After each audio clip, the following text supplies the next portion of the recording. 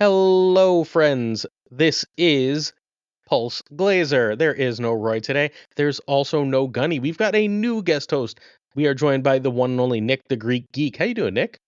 I'm doing well. I'm glad I got here on time, unlike someone else that will. Hey, love. Just so you know, playing certain other games that involves jumping in little circles and going pew pew pew takes a lot of time and effort when you're supposed to be on a Marvel Snap podcast. This is very true. I believe at this point I'm supposed to ask what the weather is like by you.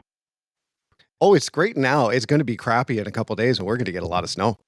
Like we're actually going to get. This is our first snowfall of the year coming, but we're going to be getting a decent amount, which is not great because unlike other places that get snow, we don't ever get snow, so it turns into a miserable disaster of an experience. Nice. It was 50 degrees here for no damn reason in the middle of January. All right. I'd like to, before we get started, just remind everyone that we're the official podcast of Marvel Snap Zone, where I write articles daily, so please do check out Marvel Snap Zone. We have two very special guests joining us. We will start with the person who got here last, the person who jumps in circles going pew, pew, pew. Recently Twitch partnered and absolutely brilliant ObiHaved. How you doing, Obi? I'm doing well. Thanks for having me, guys. Appreciate it. And just to clarify for you guys out there listening, he told me 2 hours, and I arrived exactly to the minute. 2 hours. It was he didn't specify the exact time. He it said was 2 hours. 6:38. I assumed it was followable. That is my mistake. Obi does not behave. All right, Obi, how do people find you, and on what platforms? Yeah, I'm a streamer on Twitch. I mostly stream Marvel Snack content, but now that I'm a partner, I'm looking to branch out a little bit. Usually live Fridays and Sundays, and coming up on February 23rd, some hot news. We're going to be on the front page of Twitch, and I'll be using that day as my official partner celebration. It's going to be a lot of fun, lots of games, and a bunch of giveaways. So if you guys are free, come hang by, come by and say hi. I'll be on the front page. Hi, bye, some why. Please go check out Obi. You will find me hanging in his streams all the time. We are also joined by one of my favorite Marvel Snap creators who is returning to a massive amount more duty, even though he is also jumping in circles and going pew pew way too often for my liking. It is Prashaun. How you doing, Prashaun? Doing good. How are you? I'm great. Prashaun, how can our friends find you? If I'm not canceled, you can find me on Twitter, Twitch, and YouTube by the name of Prashaun. That's the only thing you have to do. So, yeah. Go check him out. Prashaun makes multiple pieces of amazing content. My personal favorite, outside of his streams, he doesn't stream enough at times I can get to him for my liking anymore. But my personal favorite... My house is still jacked up, so fair enough. Until it's fully fixed, well, then I can stream. Releases a variants coming this next week video every week that he does a really cool giveaway on. So if you're down with giveaways, make sure you check that out. That I really, really, really love. It is how I know what variants are coming out every week. I know I could look it up, but I'd much rather watch my friend talk about them and have terrible, terrible takes about which one is the best.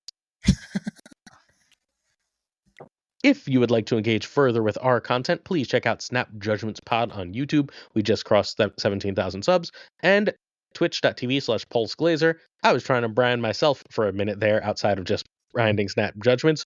Oops. But we just hit Twitch partner, which was pretty damn cool. Anyway, we also have a Patreon at patreon.com/SnapJudgments and a Twitter, but you shouldn't be on Twitter, so don't follow me there. Cool. Hey, Nick. He's also on BlueSky. Yeah, I use that even less than Twitter. I don't like that type of platform. But hey, Nick. Nick is also a content creator when he can be bothered to stream. Yes. Nick, how do our friends find you? You can find me on Twitch, Twitter, if you happen to make your way there, and BlueSky occasionally at NickDaGreekGeek. I'm around. I'm generally in other people's streams. I've apparently turned into the back end kind of guy, so I'm doing all the stuff in the back end, and that doesn't really put me out there in front as much anymore. But I do plan on getting back to streaming. Mark my words. Whenever you're ready, I'll happily come on and drag a bunch of people over. You say when. Beautiful. All right. You got it. We're going to begin this week, as we do every week, by talking about the new card. The new card this week is Ares. Ares is a 4/6, and his text is boring. I mean, it's on reveal. Compare the power of the top 3 cards of both decks if your total is higher, plus 6 power. Let's start with Prashaun this time. What you think about Ares? I think it's a pretty awesome card 4/6 could be affected by Zabu. It already fits into archetype that's already there with Surtur, big dumb idiots. And I feel like power creep is real. Let's get bigger and bigger and bigger.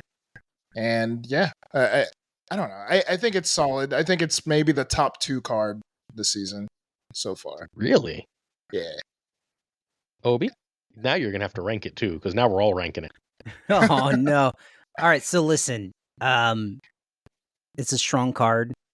The caveat, it's also a very boring card. The animation is fun to look at, but it's, you just slap it out there and hope that it gets bigger, right? Same with like Surtur or any other those 4/10s decks that you're playing. But it is a very strong card. I kind of see it as like an adjacent Doom 2099 kind of card, just very strong, not very intuitive. Like there's not much comboing that you're doing there, just throwing it out there and it gets big for you. Nick? Big card make big number. Like it's I don't know if it's a card that was needed for the Surtur decks. It definitely works to an extent. Like it can be big numbers, especially if you've got the right deck makeup and you don't have all of your big cards in hand, which seems to be the pain of these types of decks. But I mean, it's a good card. I like the animation. My only problem is that it's very similar if it doesn't succeed to Gladiator's animation. But yeah, I mean, it's another 4/6 that makes Surtur decks a little bit stronger, maybe a little bit more consistent, but I don't know if he's better than, Crossbones or any of the other 4/10s that are out there. I know he's not as conditional, but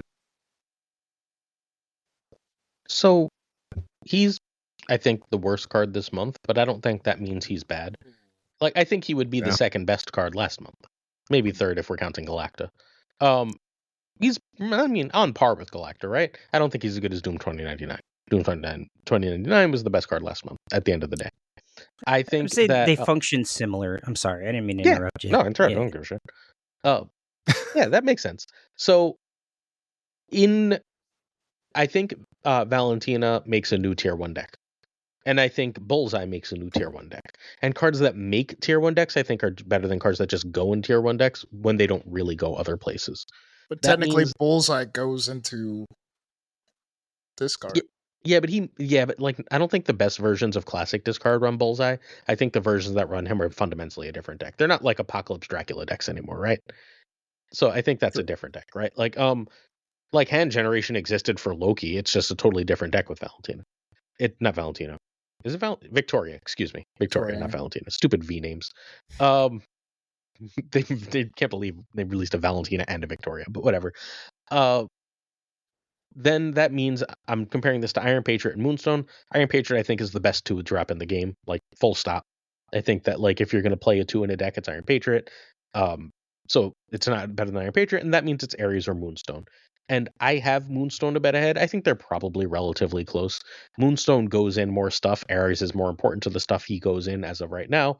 But it's hard for me to imagine Ares getting significantly better, in particular because we know 2 more cards are coming that go in that archetype. But both of those care about having natively 10 power, not getting to 10 power. Because next month we have Thaddeus Ross, Thunderbolt Ross, who, if your opponent misses an energy with him on the board, he draws you a 10 power card. So he's not going to draw Ares specifically. And then after that, we have Starbrand, who's a 6/8 who gets +2 power for every 10 in your deck at the start of the game. And he's going to not find Ares as a 10. So, like, we know they're pushing this archetype, and we know that, like, it's probably still going to run Ares because it's just big stats, but that the way they're pushing it isn't going to work. Whereas, like, we also know that Sam Wilson Captain America is coming out, and that's going to likely to work really well with Moonstone. So I think when we combine these things, this ends up my worst card of the month. That said, the Scar decks are tier 1 decks, and I'm going to tell you a secret. I don't think they ever weren't. People just don't play things when they're nerfed a lot. And I think Scar decks were always sort of tier 1, and they lost like 2 power, and people are like, oh, this garbage, get it away from me. And then a new card came in, and they're like, oh, wait, we have 60+% winners. It's like, yeah, you always did. You just stopped doing it for no reason. And Ares reminding people of that is probably worth his weight in tokens. Any further? It's also just boring. Like, it's people get bored of it. Just kind of like the typical zoo deck with Gilgamesh is you've got a basic makeup and it is what it is, but it doesn't challenge a lot of gameplay. You get an armor down, you get a Cosmo down, you win. Like, but most decks are like that. Snap, where it's like play this, play that, play this. That's why Glazer has slides with turn 1, turn 2, turn 3. That's fair. Yeah, people are like, those turns don't work every time. I'm like, yeah, I know. They're guidelines, and like it works way more than it does in any other game. Oh yeah, I always say this is the optimal way to play this deck. Exactly. If I don't play this deck this way, I'm playing towards the board state. Right. Exactly. I also think we're kind of seeing a sort of like, I don't know if foundational is the right word to use, but this used to be a very tech card heavy game, and it's to a certain degree it is, but I think we're moving more towards like overpowering each other now as opposed to kicking each other's sandcastles now. Yeah, but tech cards aren't fun. Like, who plays Enchantress when I rather play something big and crazy on the board? Right. Ika. True. So, in case you're wondering. We know exactly who. Yeah, no, I used to really like tech cards. I very rarely run tech cards anymore. I just feel like Glenn's design philosophy, he told us 2 years, whatever the hell, the first time he was on the podcast, he said questions are better than answers. And at that time, that sounded crazy, right? And since then, he's published so many freaking, so many question cards, right? Like where it's just like, this is a question. Can you beat the massive amount of power? Right. So he's just pushed so many question cards that there's just not enough answers left. So you should be figuring out what the best numbers are that work for your playstyle and going with it. All right, we milked that shit out of Ares. I didn't think we were going to have that much to say about that card. Let's next talk about the OTA. We'll take the first 2 cards together. They are the 2 nerfs of the OTA. Everything else is a buff. They're also probably going to be the only 2 that matter. This was originally, full disclosure, going to be a whole episode of us talking about the OTA, and then I saw what the OTA was, and I was like, and change of subject. It is, like, because we could end in 3 minutes, right? Like, and podcast over, friends. Thanks for coming. The 2 big changes are Dagger and Aranya. Dagger goes from a 2-0 that gets +3 to a 2-2 that gets +2. And we also have Aranya, who goes from a 1-1 that activates to give +2 to a 1-2 that activates to give +1. These are explicitly, not even implicitly, aimed at the move decks, and it's particularly the move bounce decks. What do we think of the changes? We'll start with Obi here. What do we think of the changes? And do you think this is enough to hit move bounce? I think so. I mean, at least to bring it down just a little bit. But then again, move bounce has so many other scalars, right? And Torch and Vulture. The Aranya change is nice. I like that you're not supercharging a Torch immediately, right? So that I mean, you're giving it a little bit of power, but it's not going from 2 to 4 to 8 in one shot. I like these changes. I think move bounce needed a little bit off the top. I think it's still a great list, but these are good additions. For sure. What is Sizer going to play now? This, I'm pretty sure. Yeah, the same thing, dude. I'm very interested to see, but yeah, I like the changes to Dagger and Aranya. It's pretty good. Well done. I like that you rolled the R too, just in case. I tried. But we have a bunch of bounce-ish cards coming to Snap anyways, so I understand why they're doing this. And everything else is pretty lackluster for the most part. They're just adding power to stuff that's not being played. And Luna Snow's wasn't necessarily a good card to begin with. So I don't know. It's an okay OTA. Well, bad OTA. It's not even okay. Yeah, it's bad. It's a bad OTA too. Nick? I mean, taking a little bit off the top with one of the decks that was like the number 1 deck. It wasn't the most played deck, but it was the most winningest, I think, of the decks. And there were so many slight iterations on that bounce move deck that it was taking over and just getting to be a little bit too much. Never to the point of like how Shuri was or OG Thanos, but it was there a lot. So I think doing something that might take that down and might allow some other decks to find some breathing room isn't a bad idea. I don't see a problem with it. I think Dagger was way too overstated, and I just think no one really realized it until Sizer started playing his bounce move deck, and then everyone was like, oh wait, Dagger gets really big, and we don't have to do anything other than one single move. So I don't know. I'm interested in seeing how it changes. Interestingly, I have Sizer's Untapped. His Untapped is public. Everyone could have his Untapped. But his highest win rate deck of the season was Ajax, not either of the move decks. He played the move deck because he liked it better, instead of because it was doing significantly better. I still think that this deck is probably going to be very good. My hope is that this follows the Scar Surtur procedure, where people go, "Oof, I lost game, wouldn't lost game before, no fun," and just sort of stop playing it. It's no longer going to overroll people quite as much unless it goes completely off. I think this is going to need another nerf down the line, but I think that this should do the job at this point of pushing the play rate down. My whole comments, my entire comments right now are people on YouTube going, "Why'd they nerf the top player deck? It wasn't a problem for us." So which is the opposite, because before it was all the top players, right? Messaging me why is this deck still here? I hate this. This is cheating. And so you can't make everyone happy all the time. No. I was completely sick of playing against this deck. I'm ranked, I don't know, 250-ish right now. And I play this deck one of every 3 to 5 games, and it just it's an auto loss against most things. It's just I think there's one deck in the meta that had a really good matchup into it, Mill, for the record, because Mill runs Killmonger, Shadow King, and Shang-Chi, and Lady Deathstrike. And with all of that, you still were ooh, I can usually beat this. I think the deck is too good. I think the deck was too good. I think this is a good change, and I hope this pushes it out of a lot of players' hands, because that you are going to lose games that you would have otherwise won with these changes, and I think that's a plus. The other thing is Red Guardian was always great against this deck, but it gets so much better now because there is only one card that has 1 power, Madam Web. Everything else has 2 or more power in the list, which means you will be all but guaranteed to hit that Madam Web unless there's squirrels or rocks or some other bullshit that happens in Marvel Snap, which is really cool. I'm really sick of this list, and I hope everyone plays something else. I don't know what else to say. I know others are not.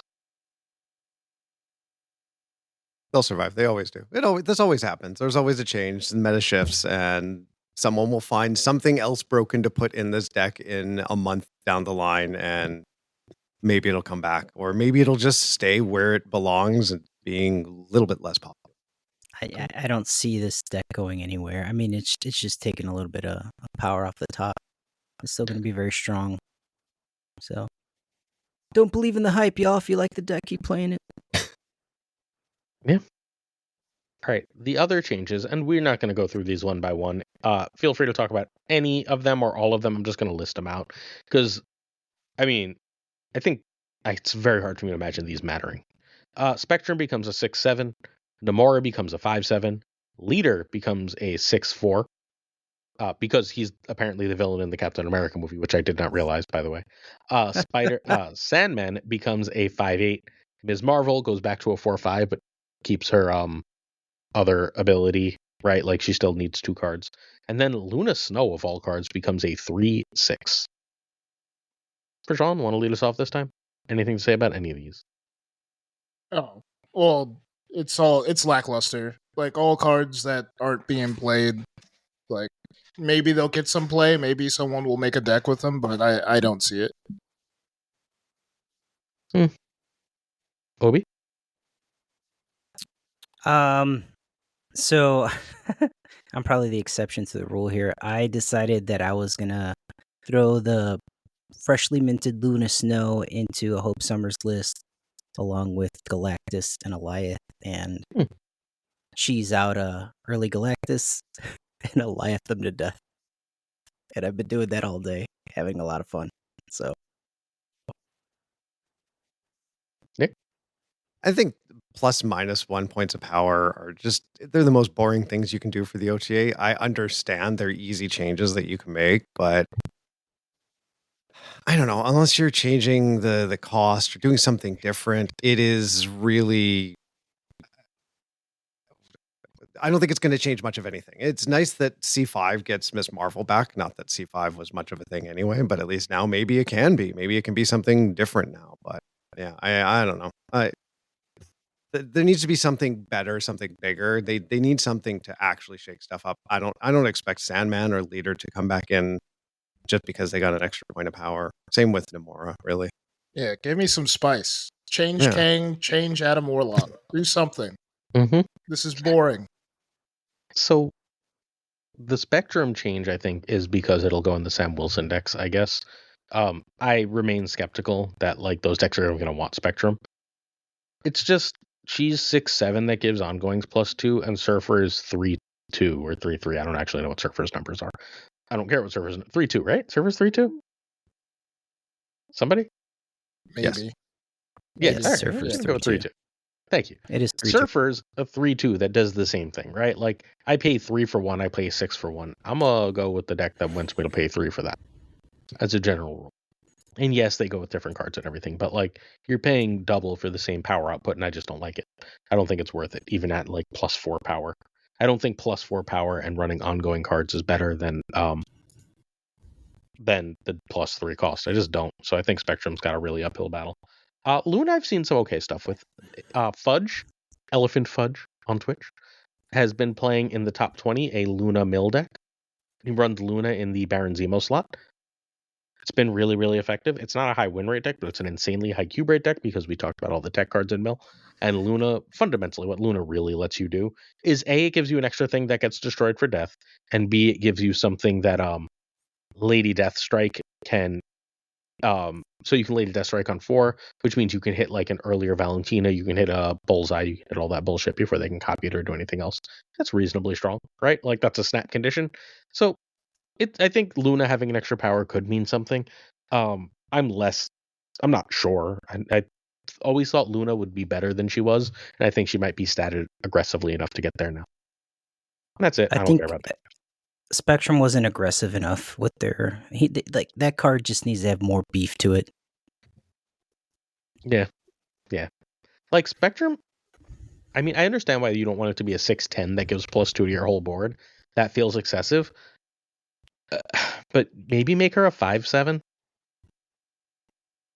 Right? Like do something to make her like cool and worth messing with.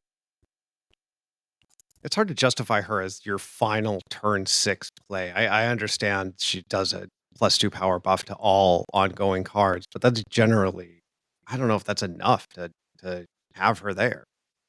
So what we really need to make her work, I think, is a bunch of cheap ongoings that are good and worth playing. And almost all the good ongoings are like 3 or more. And if I'm playing a bunch of 3s, well, if I'm playing more than 3, now I'm only getting one of each of those cards out because of Spectrum's cost, and then I'm getting less power. I want to get multiple cards, right? The thing is, Surfer lets me play an extra card that gets buffed on that turn, right? I can play 2 of the cards that get buffed the turn before, and now I'm just hitting more things to buff than I am with Spectrum. It's really important. Oh, we have some low to the ground, good ongoing stuff like Ant-Man, Dazzler. They're fine. Like, they require you to do real specific things, though, right? Yeah, but it's not that hard to fill up lanes. Yes, but if I'm playing a Spectrum on 6, it's annoying to do that to fill up lanes, right? Yeah, unless you're focusing on 2 lanes. Yeah, that might be the thing, but it's worth a try. Look, it's worth looking at, and I think Captain America, Moonstone might make this work. Both Captain America's Moonstone might make this work, but we don't know until Sam comes out. Yeah, and do we not know if the shield works with the original Cap? They're not going to say it, but I will eat your hat on your sweaty head if it does not. There's no chance they're releasing that card and being like, let's release that season pass card and disappoint everyone. I don't think it's going to work for Captain Marvel, right? Right. Like, but I'd be shocked if it didn't work. Like, why releasing a season pass card to immediately disappoint everyone just seems like a mind-boggling decision. Yeah. Also, I don't know if you realize this. I mean, I'm sure you realize this, but Doombots are ongoing, and you want to sort of like direct them to specific locations. So Doombots plus new Captain America seems fairly reasonable to me. With Spectrum. With Spectrum, yeah. You could buff the whole board of Doombots, right? Yeah. I can think that's reasonable. I don't think that's the best play in the world, but I think that's a reasonable play. It's a backup. Could be a good backup if you don't have Doom. I just want to see old Captain America be worth a damn. That's it. Good luck. Yeah, he might be. I think he has with to the be shield. He's got a chance, right? Like, the problem is you got to still find and play Sam. Otherwise, you just got this 1/1 sitting in a random location on the board, right? And you're like, oh God, please do something. Right? Like what do you do at that point? Just hope for the best? Yeah. Run other Falcons so you can replay it in the right location. You do the same thing you do with Surfer if you don't draw Surfer. You leave. Yeah, I guess. Fair. All right, that's enough of this shitty OTA. Like, hey, seriously, Second Dinner, we all wait for the OTAs, and I know that like they all can't be home runs. This one sucked. We got to do better than this. Am I wrong? They're too busy giving compensation. Hey, let's talk about that quickly. They gave us we're actually Nick, whatever. Most of us are Americans. Yeah. So we got really cool compensation, and Nick gets kind of very good compensation. Technically, isn't his citizenship American? Like, you were born in the Midwest. Yes. I am technically an American citizen. It does not apparently take that into account. Discount him, Glazer. Yep. Well, that's not me discounting him. It's Second Dinner discounting him. Really, exactly. Saying you get I have been discriminated against. This is a microaggression that I can't take. All right, fair enough. Well, now Nick's going to get canceled instead of Prashaun. So it is people in literally America. I've seen people say NA, and that's not correct. It is not North Americans. That's a weird take. It is literally the United States of America, citizens of the United States of America who play in the United States of America. Got 2 spotlight keys, 4,150 credits, 6,200 collector's tokens, which is a weird number. 1,000 gold, and then a bunch of other shit, including a bunch of variants and such. People in the rest of the world got around half, I believe, of the compensation. As far as progression value, and they got almost none of the cosmetics. I'm assuming everyone absolutely loves this. Does anyone have anything to add besides, woohoo, this was a great move? Yeah, they should have did this during Splitmas. Oh, man. So it's sort of bad how they fought with compensation, but Snap was down for like 2 days in the US, and they're quick to do this. Yeah. Well, I mean, isn't that I don't know if we want to get into it, but I think a big part of this compensation and providing this great, I shouldn't say front, but like initial offering is due to them removing, or I shouldn't say removing, but adjusting their how they self-publish and getting an initial publisher as well. And they just, they wanted to make a very good first impression. It's the start of the year. Things have been down for a little bit, and honestly, Snap needed some juice, and I think this is just the ticket. So I don't think that it's like one thing that caused this. I think there's like 7 or 8 different little things, right? There's Pokemon Pocket and Marvel Rivals coming out and sort of taking their lunch. There's the downturn and complaints about the Snap economy, particularly that hit a fever pitch after the last series drops. There's the publisher thing. There's Marvel Snap going down. There's the general like creator exodus that happened in Marvel Snap. So all these things, I don't think it was any one of them, but they were like, all right, so we got a PR opportunity here. We don't have to ever say it, but we can pretend this was all our publisher's fault, right? And now all of a sudden we can just do all this generous shit. Like we can do this with this crazy compensation, which is about a season pass and a half worth of progression value, but crazy compensation nonetheless, right? They can give us this great compensation, and they can give us this thing in the shop where they're doubling up on where they've got the whatever it's called. With the Galactus thing every day? Yeah, the Galactus thing every day, which is at worst like 600-700 extra credits a week. I think I got like 900 credits from it this week, which is a real amount. They're doing like all these little things to just be and seem more generous, I feel like. And I think that's probably a good look. Whether it maintains or not, I'd assume that they're significantly more generous than they were, and they're going to let it sort of be unspoken that the bad guys are gone now, even if sort of we who are sort of more involved know that they were sort of the bad guys in the first place, right? But it doesn't freaking matter in the long run, right? If the public perception is that they're a company that's doing right by its players, then things start to look better. It's also really good that they did this at the same time that Pokemon Pocket got their first wave of bad PR. I heard nothing but complaints about the way that trading was implemented in that game. So I think that those things in combination really do end up helping Marvel Snap. And obviously, I'm happy to get free stuff, although 6,200 collector's tokens does not How many do you have now? 68,000 or so. So it's not huge for me, but everything else here is, I mean, the spotlight keys I also have like 50. Whatever. It's not for me. It's really, really great for the community, and it helps turn around perception of Marvel Snap, which means the game will hopefully remain healthier longer. I'm happy to see them finally actually doing things for the community seriously. Yeah, I 100% agree. Sorry, go ahead, Obi. No. I was just gonna say that the trading that they implemented is poo, if you ask me. The entire system I hate. So I mean, I bounced the F off that game. I have no idea what trading is. Yeah. I used basically the last of my gold that I had saved up from when I whaled out at the start to open a bunch of those packs, and didn't even read what the card said. Went, ooh, pretty. And I will continue to open my packs and not otherwise engage. Oh, so you're not a part of the mass exodus that left Snap. I tried to be. And then I hated the game. back. And I was like, never mind. I was like, I should diversify my game portfolio. I played that game like for 2 weeks, and I was like, what the hell? This is not fun. No offense to those of you who find it fun. I mean, well, it's interesting to see some of the creators that have, like, Safety was 100% on the Pokemon bandwagon and has kind of moved his way back to focus a lot more on Snap content than I've seen in a while. And I think the problem with Pokemon is that it's really fun to open packs. Like, it's one of my favorite things to do in card games is open packs. But I haven't played a game other than to autoplay a game to get some of the like gambles for the cool stuff. That's literally the only thing that I had. And outside of that, it's just kind of pretty cards, don't care about anything else. Yeah, it's very not immersive. It is just boring in comparison. You've got the same select few groups of cards that don't really do too much more.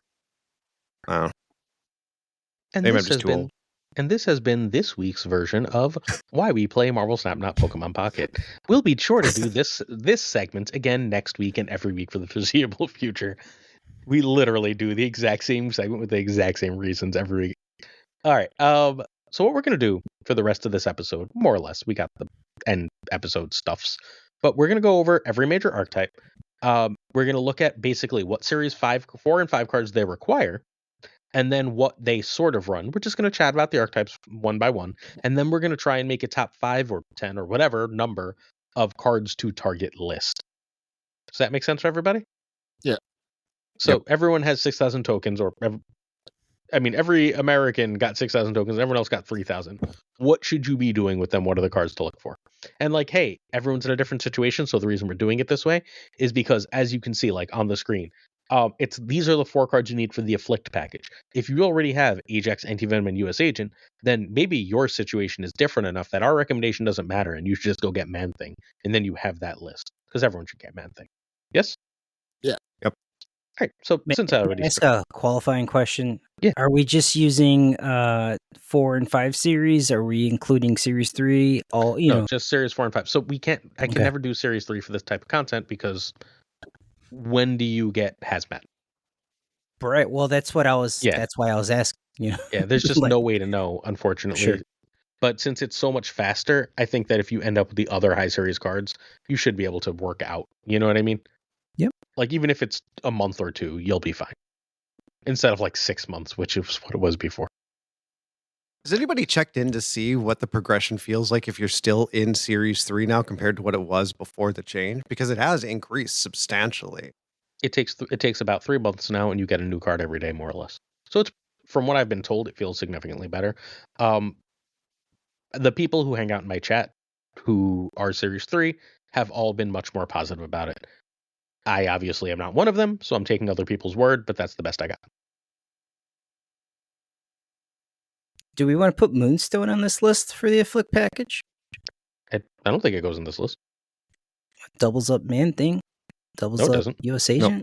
It does not double U.S. up Man Agent, Thing. yes. Man Thing, no. I'm sorry, you're right. Man Thing is a 4 cost. Yeah. If it you would Mystique the Man Thing, then it'll do it. Yes, that seems like a that seems like a bad play. Don't do that. I went through basically what I did is I went on Marvel Snap Zone and Untapped. I looked at each series 4 and 5 card for every archetype I could think of. I listed the cards I thought were necessary, and then I looked at a bunch of different versions and what they ran. So the 4 cards that are in basically every version of the Afflict package are Ajax, Anti-Venom, US Agent, and Man-Thing. This deck also uses various versions, Run Red Guardian, Malekith, Wiccan, Frigga. Frigga's falling out of favor, but was in a bunch. Valentina, Blink, which is brand new, Iron Patriot, Hydra Bob, Rocket Groot, and Supergiant. But you need all of them run Ajax, Anti-Venom, US Agent, and Man-Thing. What do we think of the Afflict package as a thing to target? Obi. I like the package. I think they need to do something with Luke Cage. Luke Cage is just like too strong in some instances. Like it just blanks this entire list, right? Except for the power you're getting from certain cards. And they've made mention that they want to divvy up the duties for Luke Cage so that he's not like this one piece fits all and is just mega force. So I think the Afflict package will be a lot stronger when they do that, so that you can't just put in one card and be like, aha, I'm safe. That's fair. I haven't seen any freaking Luke in like 2 weeks. Like he's just disappeared and I don't know why. So this list has been insanely strong. Like I've been whenever I get annoyed, I see a few scars in a row and I'm like, I'm sick of losing. I just whip this out. I'm like, all right, let's have a stupid cube rate and really and they're like, aha, I've got all these cards. I'm like, all right, US Agent and freaking Man Thing or whatever, and then have a great day and we're moving on with life. So I don't know. I hear you. Luke is too good, but I think this deck might be too good if Luke weren't too good in it. You know what I mean? Like against it. It's hard to say. Prashaun? I really like your list. I think a card I would prioritize personally is Red Guardian, because it is some tech where you could get rid of those Wongs, you could get rid of a Luke Cage, like you could do those things where it could just swing a board state. Blink, I don't know why the heck Blink is in here, but I do understand. Like Hydra Bob is super good too, even though it's a 1/4. That's another card I would prioritize because it could go into many other decks as well.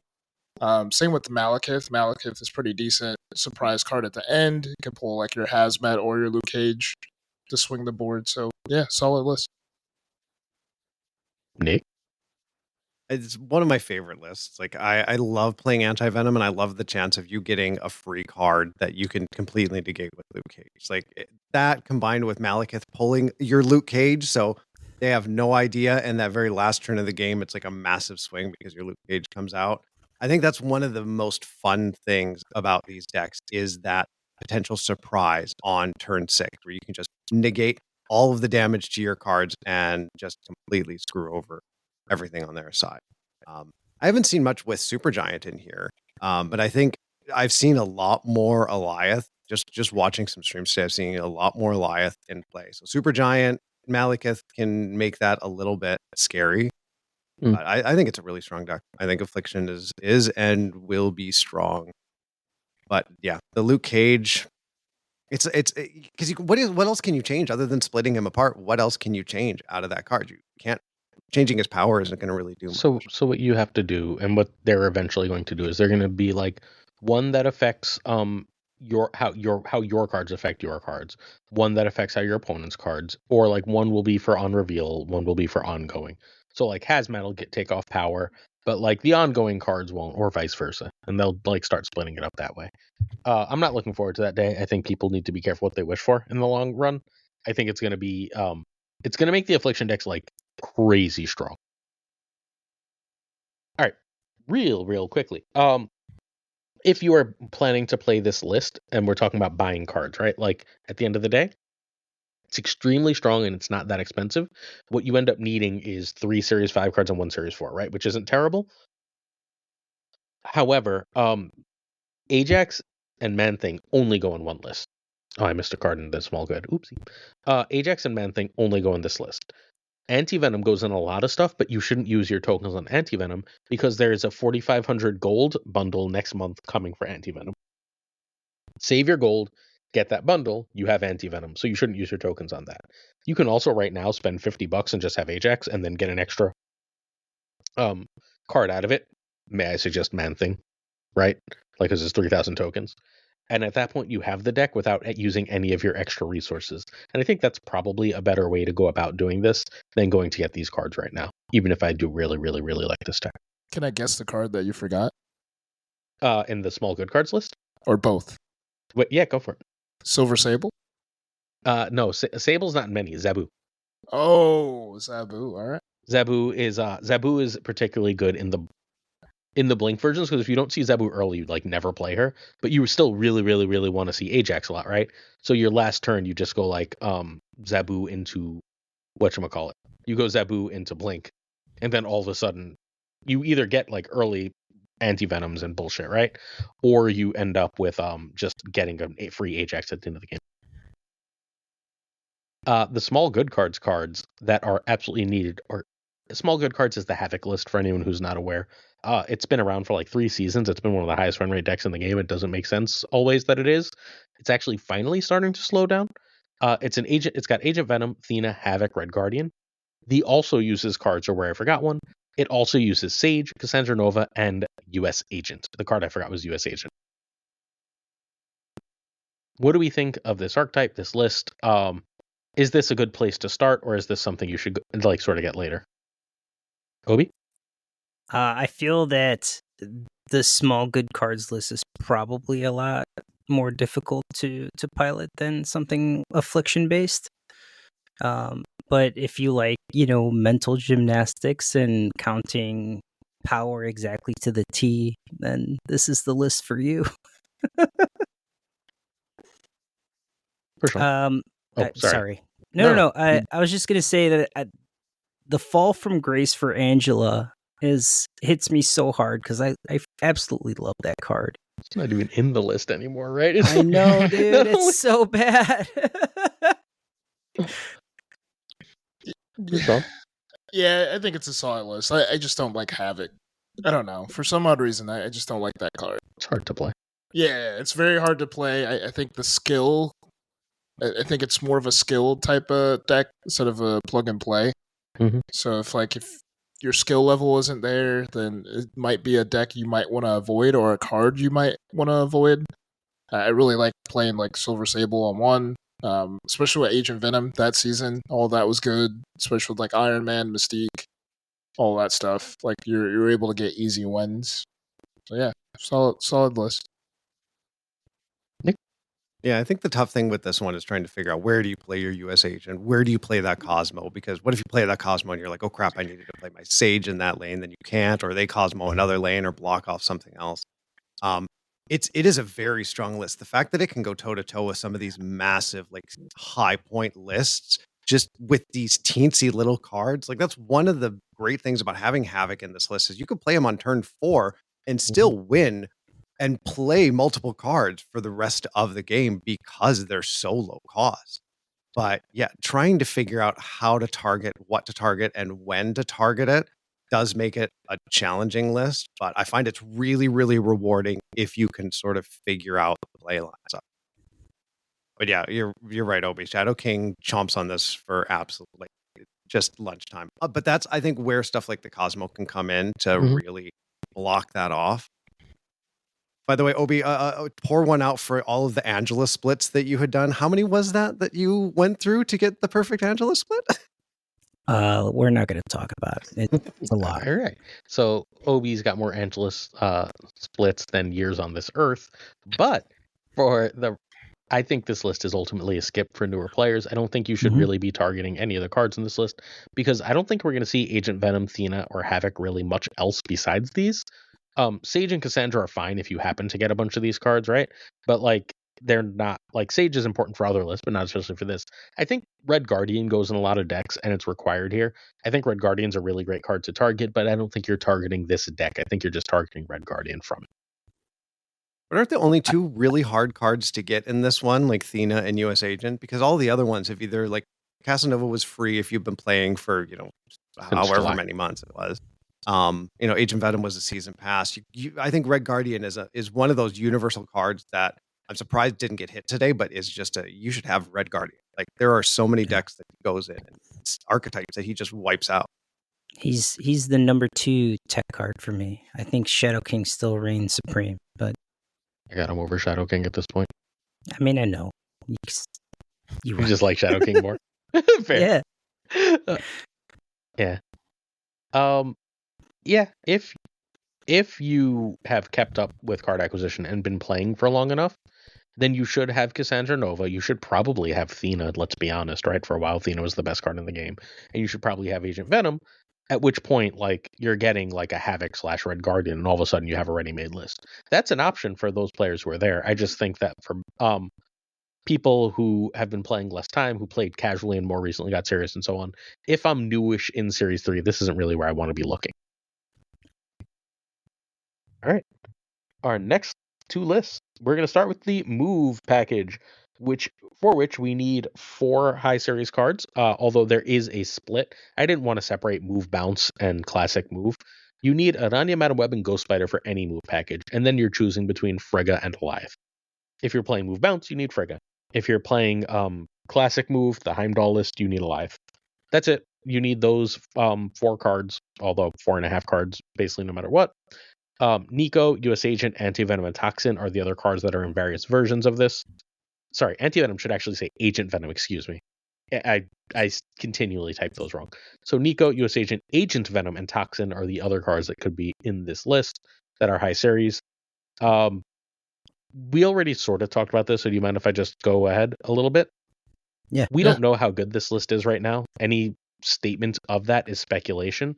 So, like, I'm not going to suggest people buy anything for this right this minute, because who the hell knows how good it is. Maybe it's still the best deck in the game, and you should go get it right now, and maybe it's lost just enough power that it's fallen apart. We don't know yet.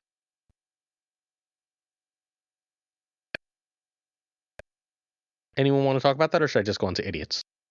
I think we can move on. Yeah. All right, idiots. Idiots is 4 cards are required. Like, period, bar none, you must have these 4 cards. You must have Surtur, Scar, Cull Obsidian, and Zebu. I don't think you should really be playing the list without those 4. Although I've seen a few that don't run Zebu. It confuses me. It leaves me bewildered. Because, I don't know, but you can play that Cull on 3. You win a lot more games. You also use Ares, Iron Patriot, and soon Thunderbolt Ross. There's no other real high series cards in this. What do we think of this list, Prashaun? I think it's a solid list. I don't know. You could try to run Wiccan if you want. It's a little bit of cope. Try and think of, like, other cards. Like, I don't know, Sasquatch, but no one plays Sasquatch. That's a card that's, like, forgotten. You'd rather play something else.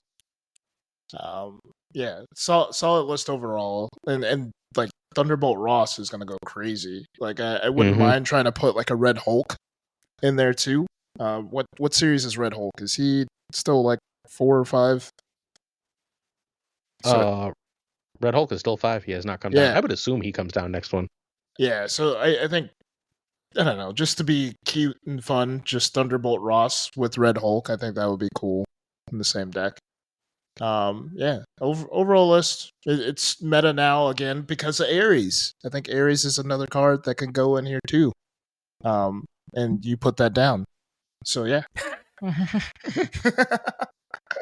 Crazy. Yeah, Obi? if I just look at the slide.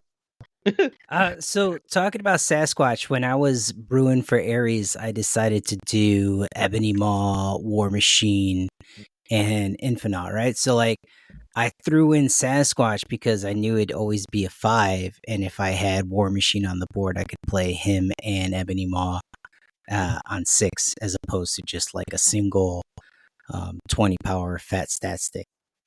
But yeah, I mean, you're right. Sasquatch is falling off. I can't find too many things for him to be in, honestly. I wish he was maybe a little bit less power. And I mean, cost and power. We don't want him to be 6 cost, and I don't know, 6/10's kind of bland these days, I would imagine. Yeah, this has always been. It's like very similar to the Shuri list. In you've got a very, very figured out play line as far as what you're doing. You're trying to get big power on board. I found during the Surtur season, I didn't.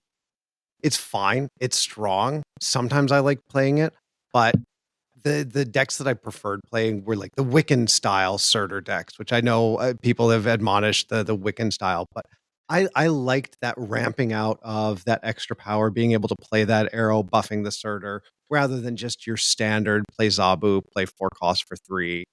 It's just, yeah, it's very much an on rail style deck, and I like something that's a little bit more, I don't know, a little bit more thinky. Doesn't need to be super thinky, but just a little bit more. So, if you can get Ares and you already have Surtur and Cull, Scar is coming in spotlights in March with what's his stupid name? Starbrand, right? So if you can save up and get most of the way to this deck if you're willing to be patient for 2 months. That said, this is one of the 2 most boring decks on the list to me. If you just want to hit infinite and you don't really care, and you're just like, I must play a high win rate deck and hit infinite, then go after this. You'll be fine, right? And it's on the rails. You know exactly when they print a card for this deck. No one's like, gee, I wonder what deck that card goes in, right?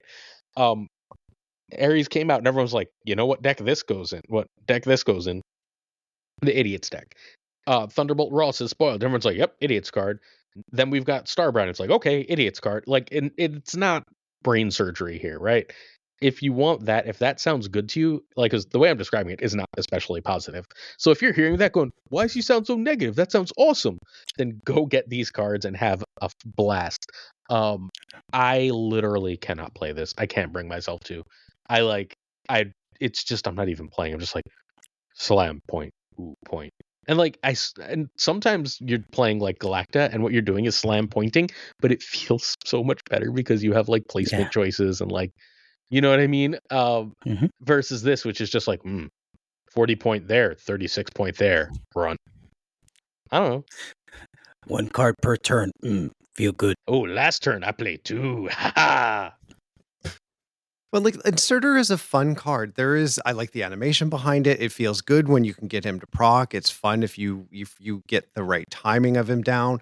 But I think just the boring standard dumb idiots list. I remember when that became huge because of Gunny. That was sort of the first thing I think a lot of us heard about Gunny was big dumb idiots, and it was a strong deck. But I can't win with it because I just dislike playing it so much. Like I know it's you know when to run, you know when to snap, you know when to do all of this other stuff. But just like with the Shuri deck, it doesn't do anything for me. It doesn't tickle my fancy, and I need something that it's just, I don't know, different.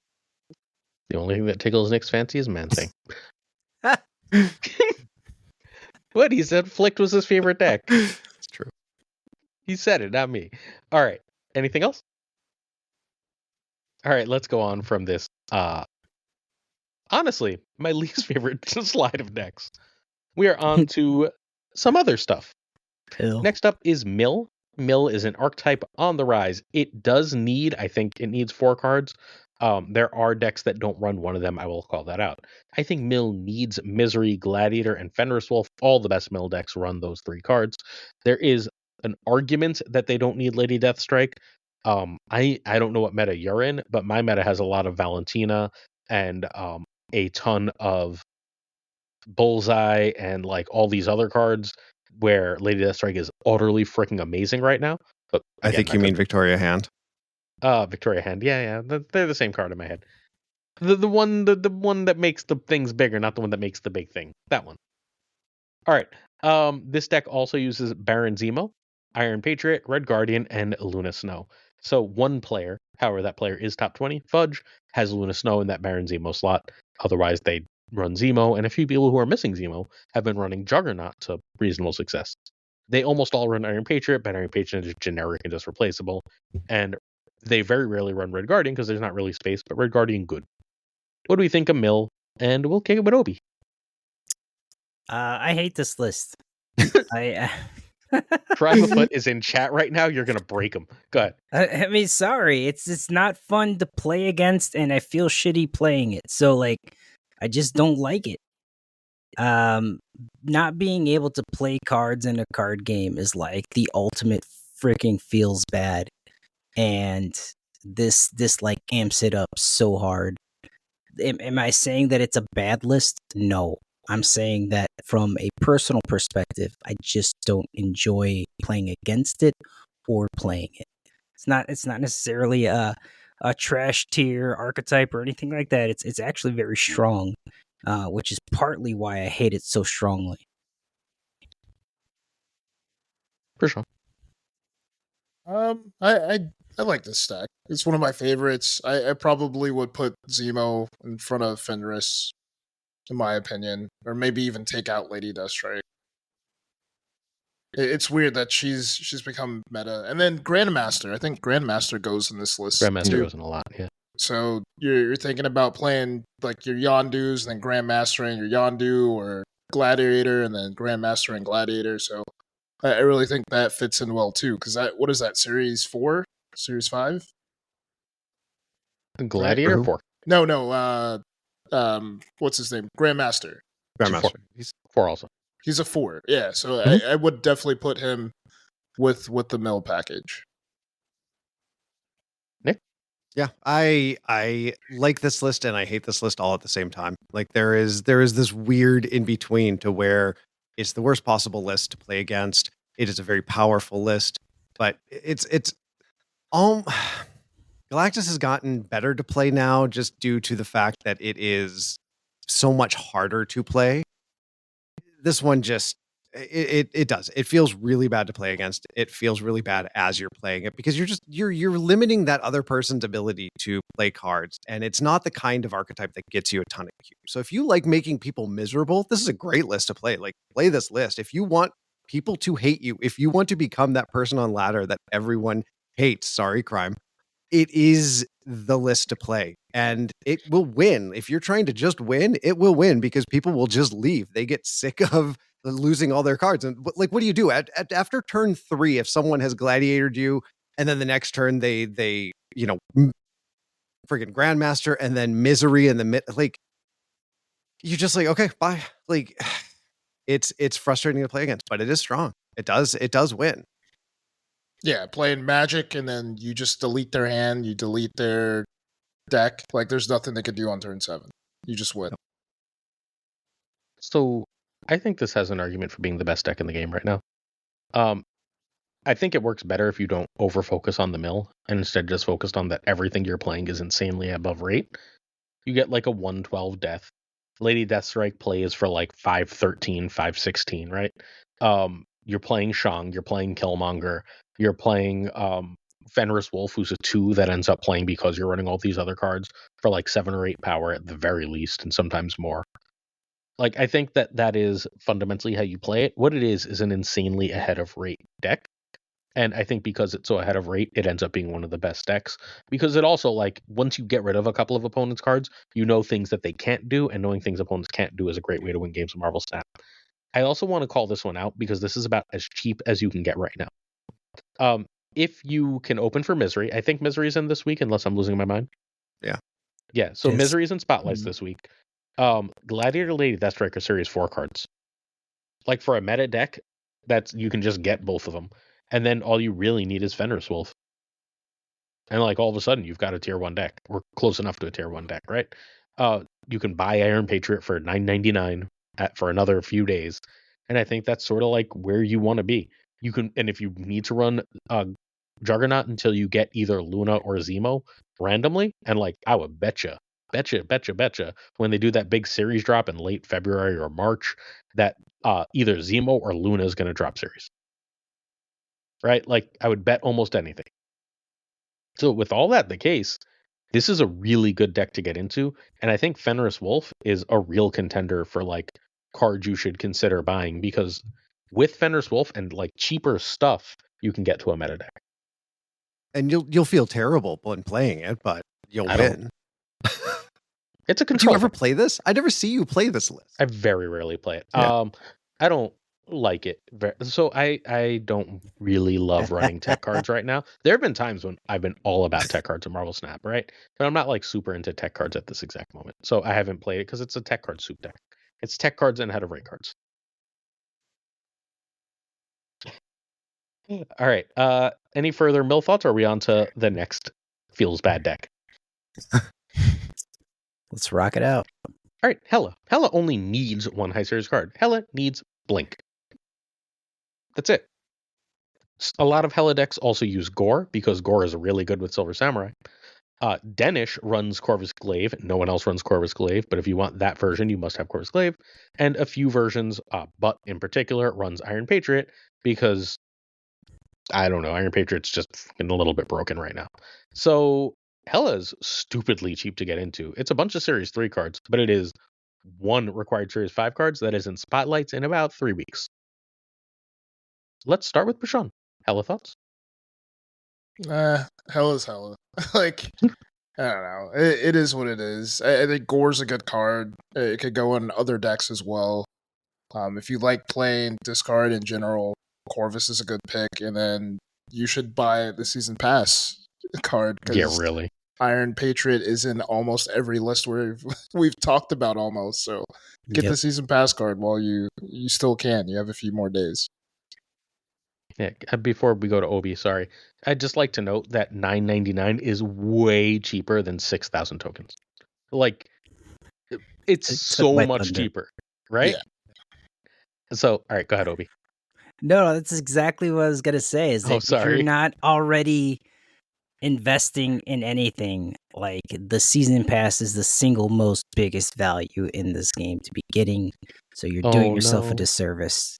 What's up? Wait, I just got a comment on YouTube. I just spent 9,000 tokens on Ghost Spider and Madam Web. Oh. Right before the OTA. Oof.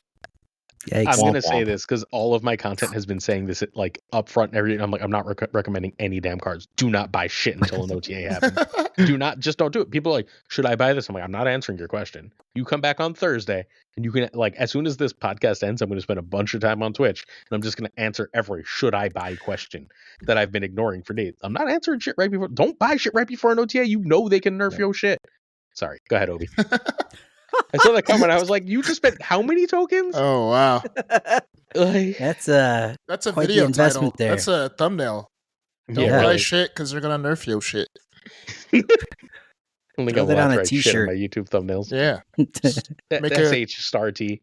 Make a cute face like KM, and then you're good. I will not do the cute faces. I will do so much for views, and I hate people's face. Didn't you do a face on video the other day? Who did it? Someone did one, and I was like, I never do that. Oh no. Oh, was it you, Obi, or something?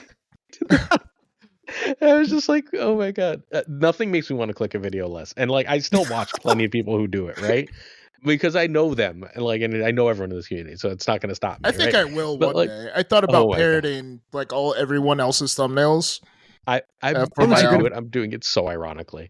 You're going to parody them and it's going to work. And then you're going to be like, well, I guess I kind of have to do this because it works. Like, this is stupid that it works, but I'll do it. I really don't. All right, whatever. Sorry, let's go back on. Sure. Can you believe the OTA? Poor podcast viewers that missed that. That needs to be in the thumbnail for this video. We need to crop your face into that. Maybe I'll edit that out. Okay.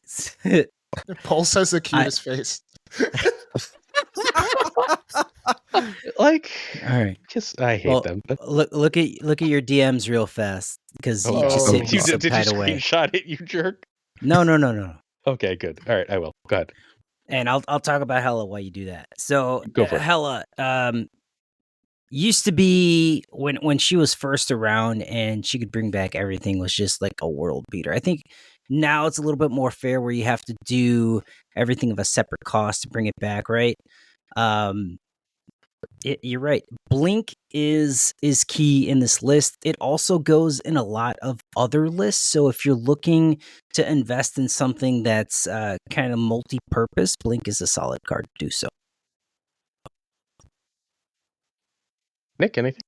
Blink is fun. I still love the card. I agree that everybody just stopped using it, but it's still a really good card. It still does what you want it to do in decks like this, where you take that 3 cost and you turn it into a 6 cost potentially. I like New Hella. I think it's more.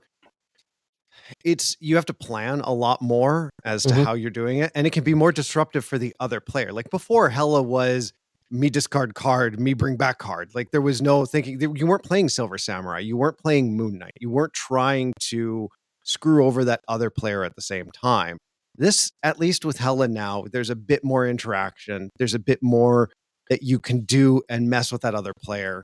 The problem is there's still not a lot that you can do against it other than just hope that their RNG is bad and their Iron Man goes into a lane with a ninja and it doesn't do anything or something like that. Or their Corvus Glaive hits their Hela. That's kind of the things that can stop it. But outside of that, if you get the right hits, it's incredibly powerful. Like it's a very strong deck and you can really climb with it because people aren't playing it because I don't know why, but they're just not.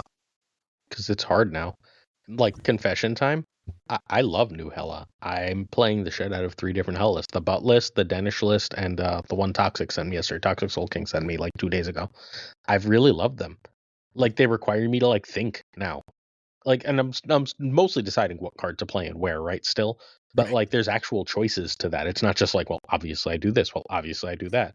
It's like, well, if I do this, then what happens if that happens? And like, and you just have to like actually plan and think, and then you have to do math about where things can come and how much power you need in certain places from 3 turns, and it's really, really cool. However, I buy Iron Patriot. B, Gore we'll talk more about later and more necessary lists. And C, Blink, if you want Blink, just open in a few weeks when Blink is in spotlights. I don't think you should use tokens on this list as a general rule, as much as I really am enjoying it right now. Agree. It's a very cheap list. Like it's great for newer players to come back in. Yeah. One of my like big hot takes was going to be I think Blink should be a buy, and then I did a double check last second of like what cards were coming in spotlights, and I was like, okay, so I don't think Blink can make the list because she's in spotlights in a couple weeks, and it's a foolish decision to spend tokens on something when it's in spotlights. As an aside, let me just throw a shout out to the deck lists that are very routine. As someone who is a creator and probably spends too much time interacting with his audience as opposed to focusing on the game, having those type of lists to be able to run, be like, oh, okay, I could just throw this out and like compartmentalize my brain into providing good entertainment otherwise is a godsend sometimes. Fair. Yeah. Well, it's still a fun list to watch too. Like it's still, you don't know what's going to happen and you don't have to think about it too much. Speaking of fun lists to watch, it's the exact opposite. It's Arishem. Nothing gets me to turn off someone's stream faster than them playing Arishem. Oh, and some streamers I really like play a lot of Arishem, and I'll just be watching and I'm like, okay, oh, look what you drew. All right, bye. I'm going literally anywhere else. Arishem has 3 cards it needs. Arishem, Mockingbird, and Goliath. I'm going to argue that Arishem might also at this point need Doom 2099. Like I think like all the best Arishem lists run Doom 2099. They also run a million other cards. Galacta, you'll never guess. Iron Patriot again. Valentina, and I actually do mean Valentina this time. Mobius and Mobius. Thanos, Legion, Lady Deathstrike. If you name a card, it goes in there because it's Arishem. But like you also can just buy Arishem and have deck. Like even as much as like you should have Mockingbird and Goliath, if you don't, you can still play the list because like you might just get them anyway. Right. He'll Throw give a them Nick to you. Fury in there too, right? Like if you don't have those cards. Yeah, Nick Fury, Agent Coulson, Quinjet. Arishem. Good. Lead us off, Prashaun. I think I don't know, a lot of people hate Arishem, but if you do not have all the cards, of course you want to play Arishem because it lets you play those cards. And this was like a no-brainer for everyone to get, even though everyone thinks this is a problem, but technically we're all the problem because we want to play cards that we don't have. So yeah, overall pretty good. You could throw anything in this deck and it might work. It's like throwing whatever on the wall and hoping that you get cubes. I think whatever might be shit. Yes. Obi? If you're a person that doesn't have a lot of cards and you have the ability to get one of those bigger ones, Arishem's probably the way to go. It gives you access to a lot of cards that you didn't already have. Just from the generation portion, it's also a strong list in and of itself. So while I hate it, and I don't like to play it. I understand its purpose, and for those that are short on cards, this is probably when you want to target. I have PTSD from the Arishem opening sounds. The fact that it's every single time and it's always the same. There's something about it that just is like nails on a If you didn't chalkboard play every time. Arishem, you wouldn't have No, that it's problem. when This I doesn't go to happen the- when I you're did- playing I- against Arishem. He I'm just saying. self-reported, dude. Just saying. It's more so watching people. Like Gregor was playing a list the other day, and he was playing an Arishem list, and I hear the sounds. I did play far too much of it. There was one season where I was like, I don't feel like fighting to get to infinite. You know what I'm going to do? I'm just going to play Arishem, and I did, and I got to infinite. I was like, fine, and I did something else. But just again, there are some people that are lower collection level players. Like I know Kidley Chan plays a lot of Arishem because she doesn't have a ton of the cards, and it's a great way for those newer players, for those people that have a lower collection level to fill that gap. But it's just a pain in the butt to play against because there's no predicting it. You have no idea. You may know the base cards that they've got, but you don't know what else they did get. They could have gotten, they could have gotten an Alioth. They don't have Alioth in their deck. They got Alioth just randomly that they can play on turn 5. It's frustrating to play against because there is no prediction of it. There's no way to strategize against it because you have no idea what that next card could be. I don't like that. At least there's no duplicate cards. At least they're not enchantressing me and then enchantressing me again or shanging me and shanging me again like it was happening. Unless you run those cards in the deck already. Well, but you can't do it twice now. Yeah, they Unless don't get doubles. And they got an absorbing man. And you're like, oh. Don't give people ideas, please. Let's not add Grandmaster and Absorbing Man to these decks. So, all right. It's hard for me to imagine when we make our list at the end of this that Arishem doesn't end up on it. Like, it's too good of a buy if you don't own it. It gives you a deck just for one card, right? So you should get Arishem.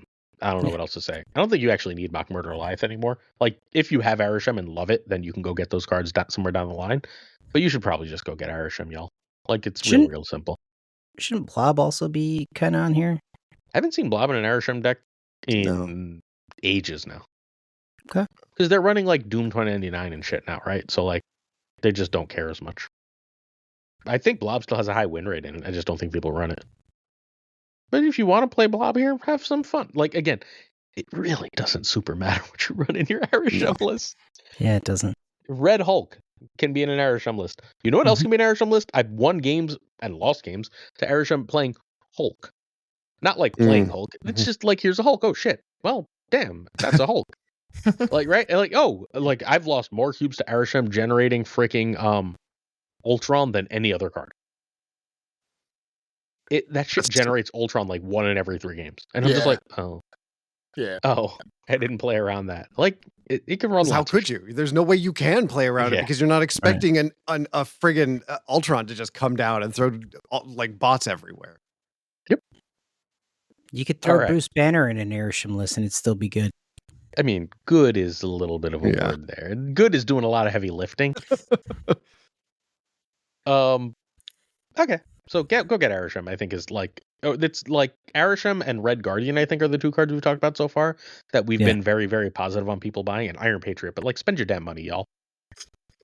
Yeah. Iron Patriot for sure is a need. Yeah. You guys should be getting the season pass. Everybody should have the season pass. And at this point, there are so many ways to win the season pass, even if you don't want to spend your money on it. Everybody's offering season passes like throughout the entire, like, Glazer, you on your videos, every single video is like, you want to win a season pass. Like, if you really want to win a season pass, chances are you will if you enter in enough times. Your chance is very, very high. So save your money and just after this podcast, I'm gonna give away a season pass on Twitch right here. Let's do another one and another one. That's what we're doing right now. All right. Yeah, no, get the damn season pass for real. So everyone was again, that's what really put things into stark perspective with me is everyone went so crazy about the compensation we got. And then I was like, Lauren, can you do the math compared to these like 3 other things? And one of them was compared to what the season pass value was. And it ended up being like 1.478 or something silly like that, close, like, to basically 1.5 season passes value that everyone went crazy for.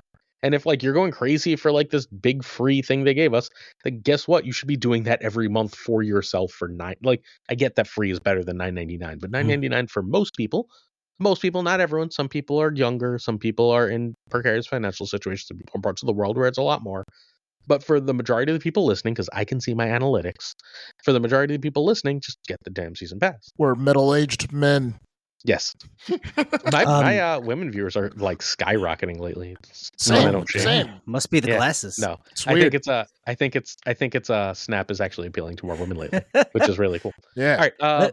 Hold on before we move on from this. For those of you guys, again, this might be a little bit off since they are doing store changes and whatnot. But if you're in the U.S. and you have a Samsung phone, the Samsung store offers a coupon. At least they've done for the last 3 months, where you can get the season pass for $1, which you should absolutely be doing. If you have Samsung, correct, and you live in the U.S. All right. Fake your location, buy a cheap Samsung phone off of Craigslist. Done and done. Our next deck will be Bounce.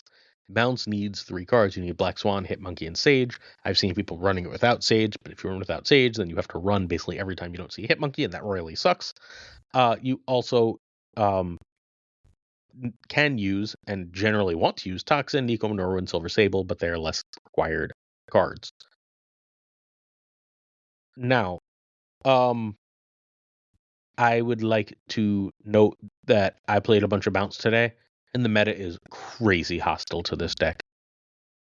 Like, I love Bounce. It was so hostile to it. Obi, you're nodding along. Go ahead. Yeah, I tried to play Bounce the other night, and I was just getting housed, like just really, really housed. I wish we had old Hitmonkey. I really do. I want old Hitmonkey back. Give me 2-0 Hitmonkey. It's time. And Angela. Yeah, well, I'll take Angela all day, every day. But wow. Anyways, all right. Now I'm red. Go ahead, Prashaun.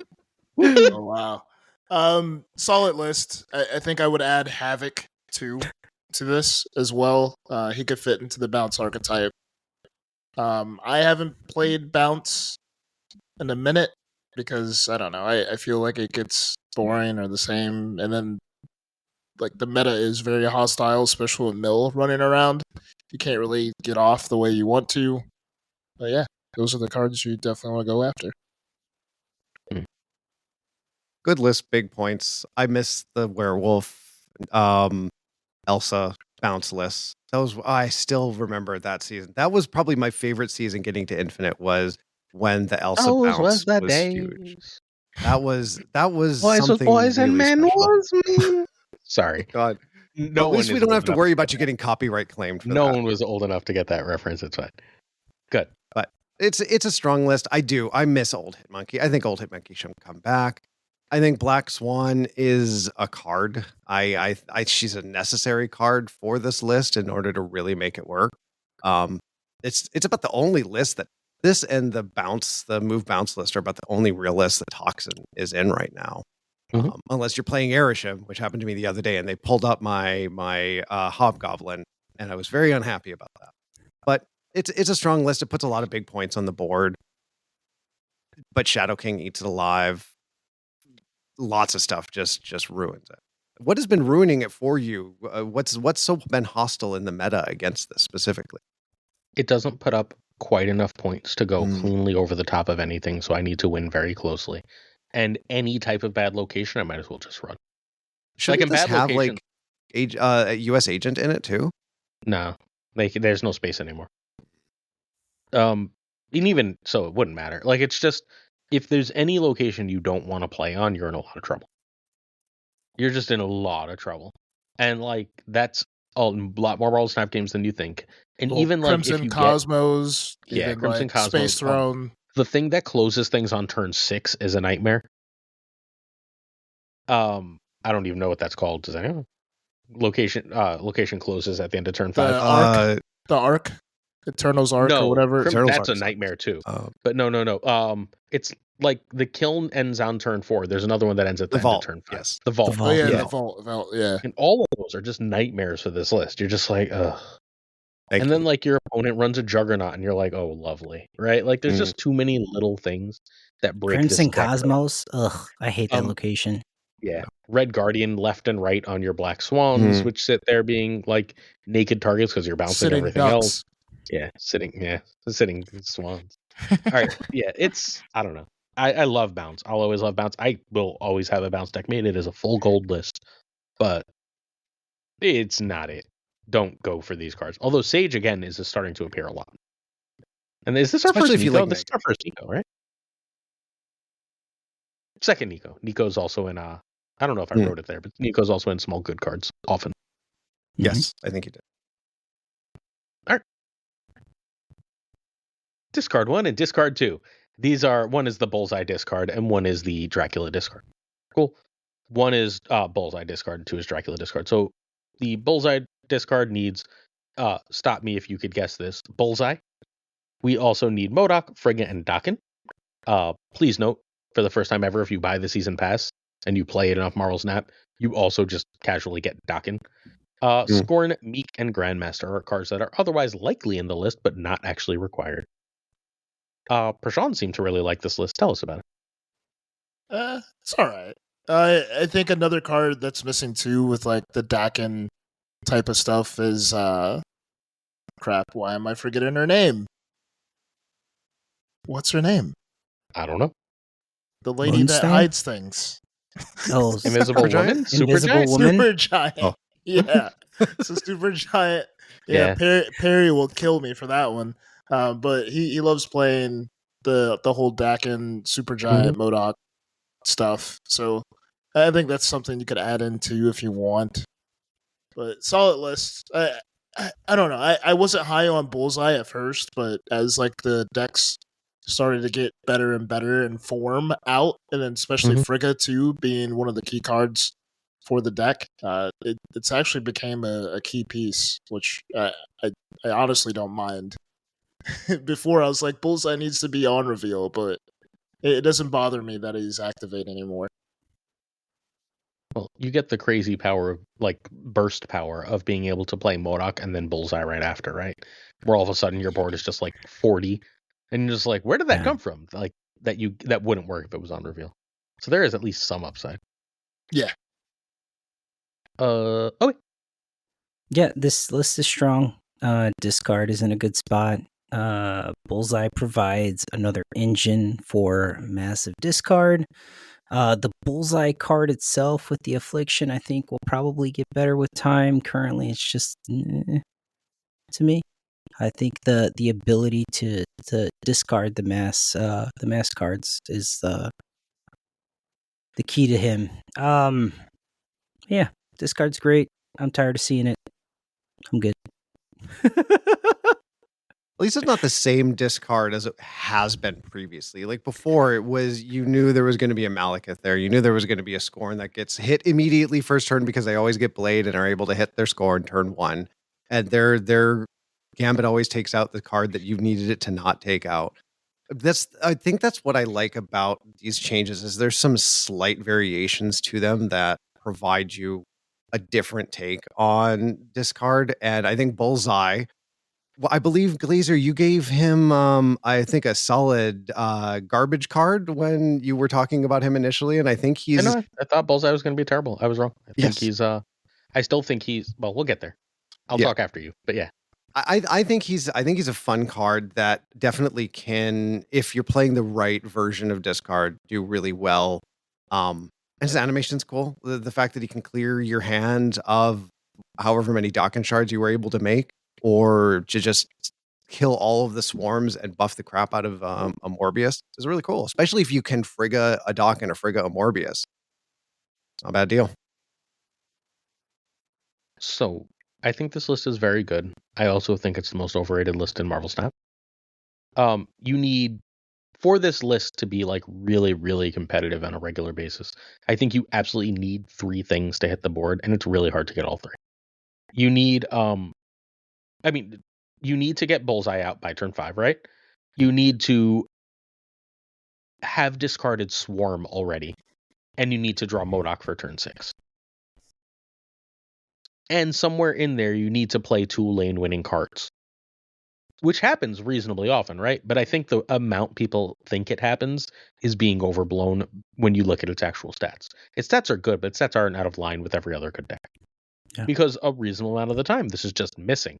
And look, if your opponent plays Dokken and Frigga's it, and then they play Bullseye, and then you know they're going to play a second Dokken, count. Right? Like, you know they're not playing Modok at that point, right? If they have a Mobius in one lane and a Dokken in another lane, count. You should be able to figure out whether you need to run or not. And sometimes they're going to you're not going to realize that they can get to 1 million, and they're going to get to 1 million because they're going to have that extra blade that's going to do something or whatever. And then fine, you lose extra cubes those games. But I think this is one of the most overrated decks in the game. I think it's probably one of the top 10 decks in Marvel Snap. But I've heard people say this is as good as Move Bounce, or this is as good as Mill, or this is as good as that or the other thing. And I don't think so. I think it's closer to 10 than 1. Which is, again, significantly better than I thought it was. Don't sleep on that fact. Run Red Guardian. Right? Yeah. Red Guardian eats the shit out of this list, right? Enchantress wrecks it. Rogue wrecks it. Lady Deathstrike thinks that Bullseye is really, really cute. And you better be discarding early to get your freaking Collector and other bullshit up, right? And the Killmongers, and it's just very tech vulnerable. Very, very tech vulnerable. Which is good. I don't want this to be broken. But we were also saying there's a lot more threats than there are answers. That's so not for this list, especially. Right? I think that this, because this list is so face up, it ends up having a lot more answers that are easily played. That said, this is one that I think people should get into because I think it's super easy to play. Part of the reason Alex Coach's list became so popular, besides it being an Alex Coach list, is that it's not hard to play. It's you play this card here, you play this card here, then you trigger this card and that card, and then you win. So I think this is a reasonable one to go get, largely because if you buy the season pass, maybe sensing a repeated pattern, you'll have Dokken. Modok is Series 4. Hopefully you grab Bullseye. I feel like everyone grabbed Bullseye, right?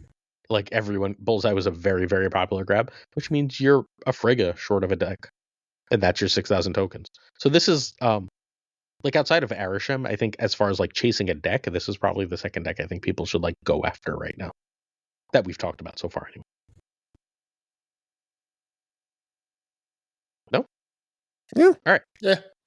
I agree. Other discard. By the way, Bullseye is currently at a 4.1%. He's the 97th most seen card, considering he came out literally a week and a couple days ago now. So yeah, that top 100 is in terms of seen is a lot. No. That's very high. Bullseye is just very played, right?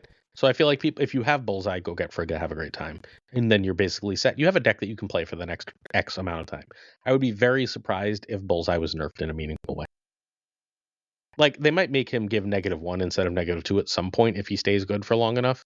But the trick is that he's not being played for his affliction. That's the mistake I made in evaluating him. I was trying to evaluate his affliction, which ended up not being the point. It was the extra discard on demand. Then there's the other discard, classic discard, Apocula. Dracula and Apocalypse. Let's go. They have a ship name now. So Apocula. The only 3 cards you need for the list are Modok, Proxima, and Scorn, which makes it relatively cheap. This deck also uses Malekith, Venerswolf, Bullseye, and Grandmaster. This list has fallen off in a major way since the other list came back, because the other list beats it, and it's very popular. Mm-hmm. But it's still a good list against basically everything else, because, Double Gambit always hits the right targets. I've seen them shoving Double Gambit into the Bullseye list. Yeah, I don't like it there because there's so many things you can't afford to discard.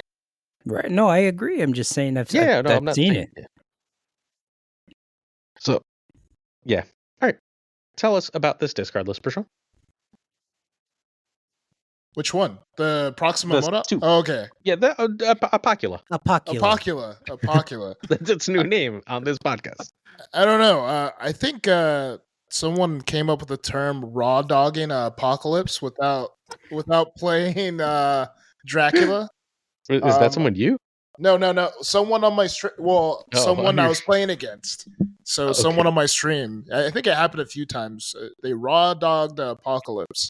by just playing it instead of using Dracula, which was pretty interesting. But yeah, solid list. Discard is discard. Like Proxima, Corvus isn't here. I think Corvus is a solid. I haven't seen card Corvus in this list in so long. Yeah, He's gone. Yeah, but I don't know. You I can still run him. I still like him. But I like him. Yeah. But yeah, solid list. Discard is discard. Bullseye is bullseye. It's a decent deck. Bullseye is a card everyone wanted to be great, so now it's good. So be it. Because they wanted it to be great? What? Well, like if you looked at that card when it first came out, the play rate wasn't really that high. Most of the decks weren't. It wasn't high to begin with, and then like the light bulb went off in everyone's head on how to actually play this card and what card to play with it, what cards to play with it, and then I think that's what made the play rate skyrocket. Right. Obi. I'm with all of the things that Prashaun just said. There's not much to add here. It's a solid list. Modoc's a must have if you are a discard enjoyer. Shortly followed by Proxima and Score. Agree 100%. There's no way they're dropping MODOK to Series 3 though, right? They should. It's old enough. I was just gonna say he's ancient. Like he's 2 months after Zabu, right? Yeah. Mm-hmm. He was like the Ant-Man. He was when I first hit Series 3 complete, so that was a long time ago. As long as they can keep selling it to us, they're not going to drop it. Because if you want to play this, still haven't dropped Null and Darkhawk, and they're not selling them anymore.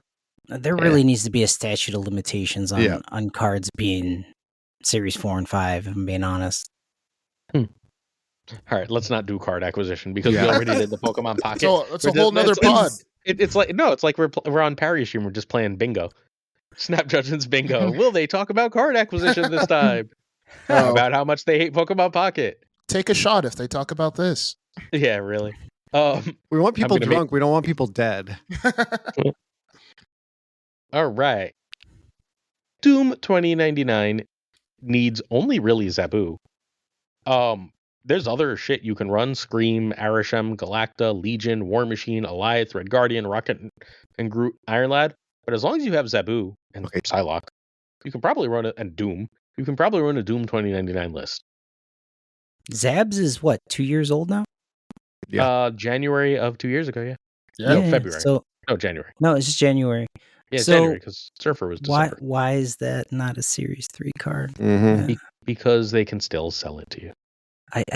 Yeah. There's people that join the game that are like, oh my god, I need Zabu. Well, the crazy thing about Zabu was he was in the spotlights recently, and they nerfed that card down to the ground. And the fact that it was going to be in the spotlights, I knew that they were going to change it where it was going to be good again. And now it's so good that they can't bring it down. Yeah, it's a required card now, right? Yeah. And that variant that was in the spotlights is Chef's Kiss. Ooh. Sean Galloway? No, is it? Oh, the Fiona. Okay. Shout out Sean Galloway. Shout out to Sean Galloway. It's the Victor Faro variant, y'all. Oh, nice. Okay. Shout out Sean Galloway. He interacts on Twitter. Yeah, fuck you, Victor Faro. I mean, Whoa. That's what I heard Prashaun say under his breath. I don't know. It's hard to. You're gonna get canceled for that, not me. That's why I said it that way. All right, Nick, tell us about Doom 2099 and Zabu. Doom 2099 is strong. Zabu is still strong. Zabu makes the current big deck work. The fact that it really helped with the Surtur season meant that Zabu wasn't going anywhere. It's too much of the battery behind a lot of these Forge decks, because the only way you're going to be able to play 2 4s on turn 6 is either going to be if you had. Actually, you can't even do it with Wiccan properly. Zabu is the card to do it. Like it does that. It does negative. It does a whole bunch of different archetypes. And Doom 2099 just fits into that. Being able to play Doom 2099 on 3, you might as well just leave unless you've got a really good answer, because you cannot stop those Doom bots. You can stop maybe 1 or 2 of them depending on where they go, but you can't stop the Doom bot, because the second he's played, something else is played, and he's got 2 Doombots on there, and you can't Red Guardian him, and he's just a text-only card. You can't even Lady Deathstrike him for the most part.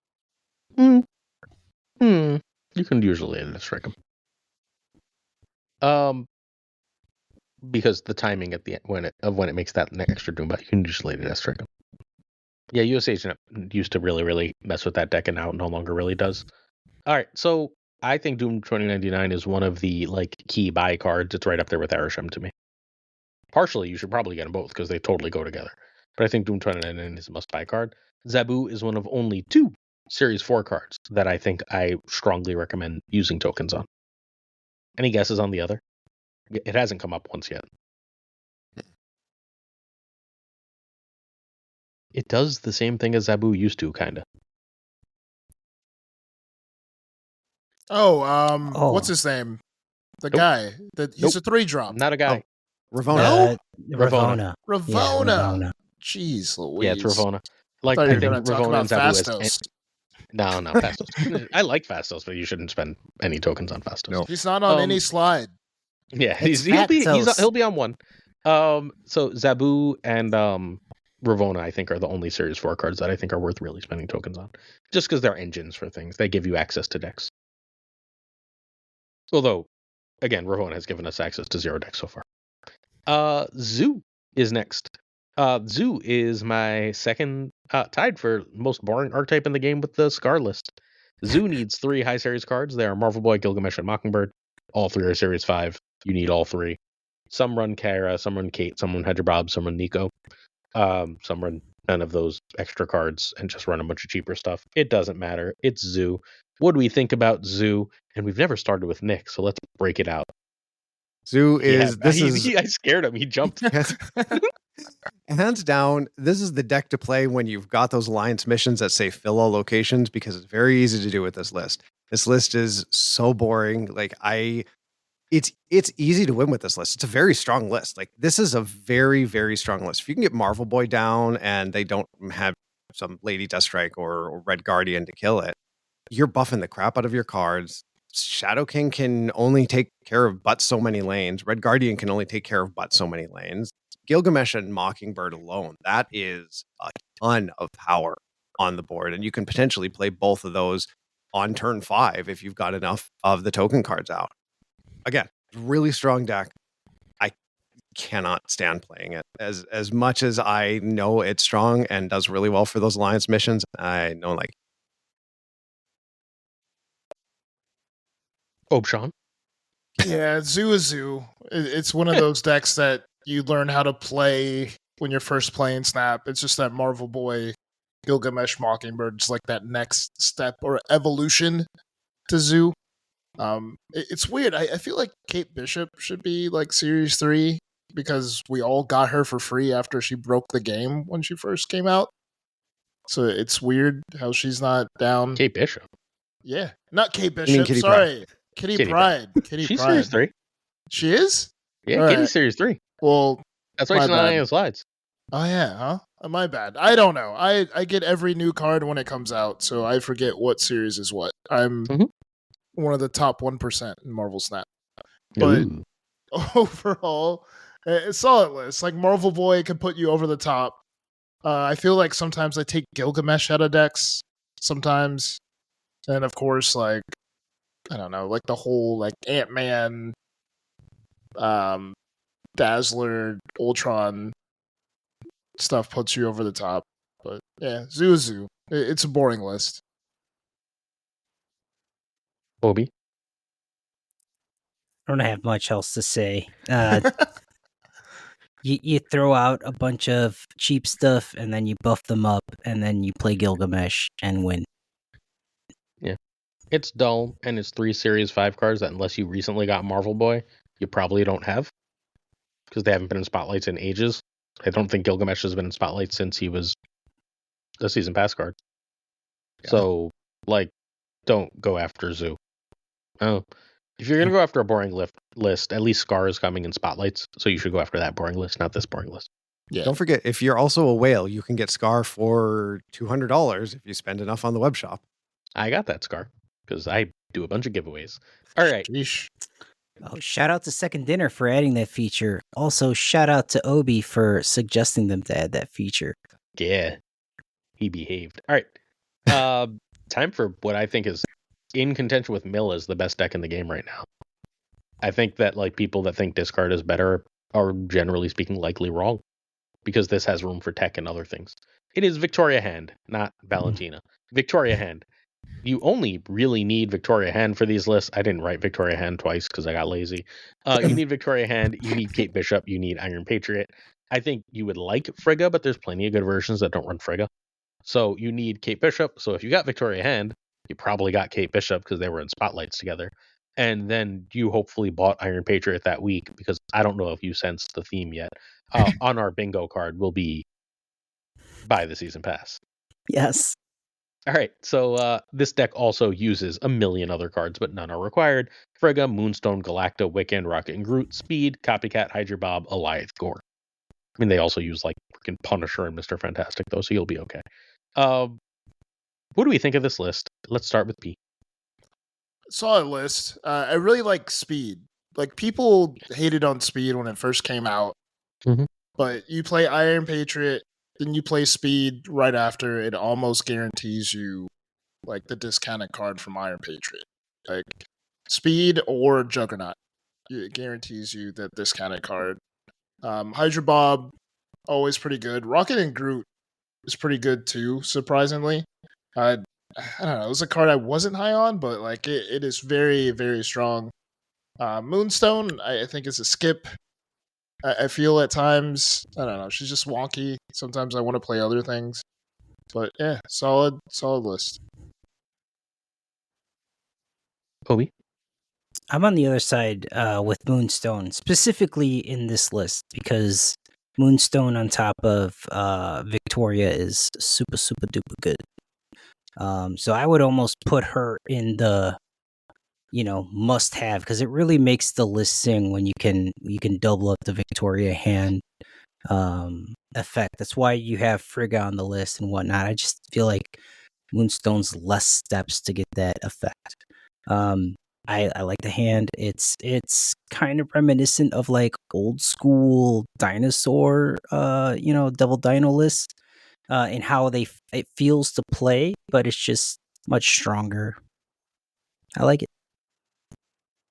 Any list that has Wiccan in it, I'm already on board. I think that's probably become one of my, if not the favorite card that I've got. Plus, I that was the month that I went a little crazy on the Spotlight variants because it was all, I don't know who it was now. My brain is not working, but it was all just banger variants. And Wiccan has become a Loki card that and Pixie.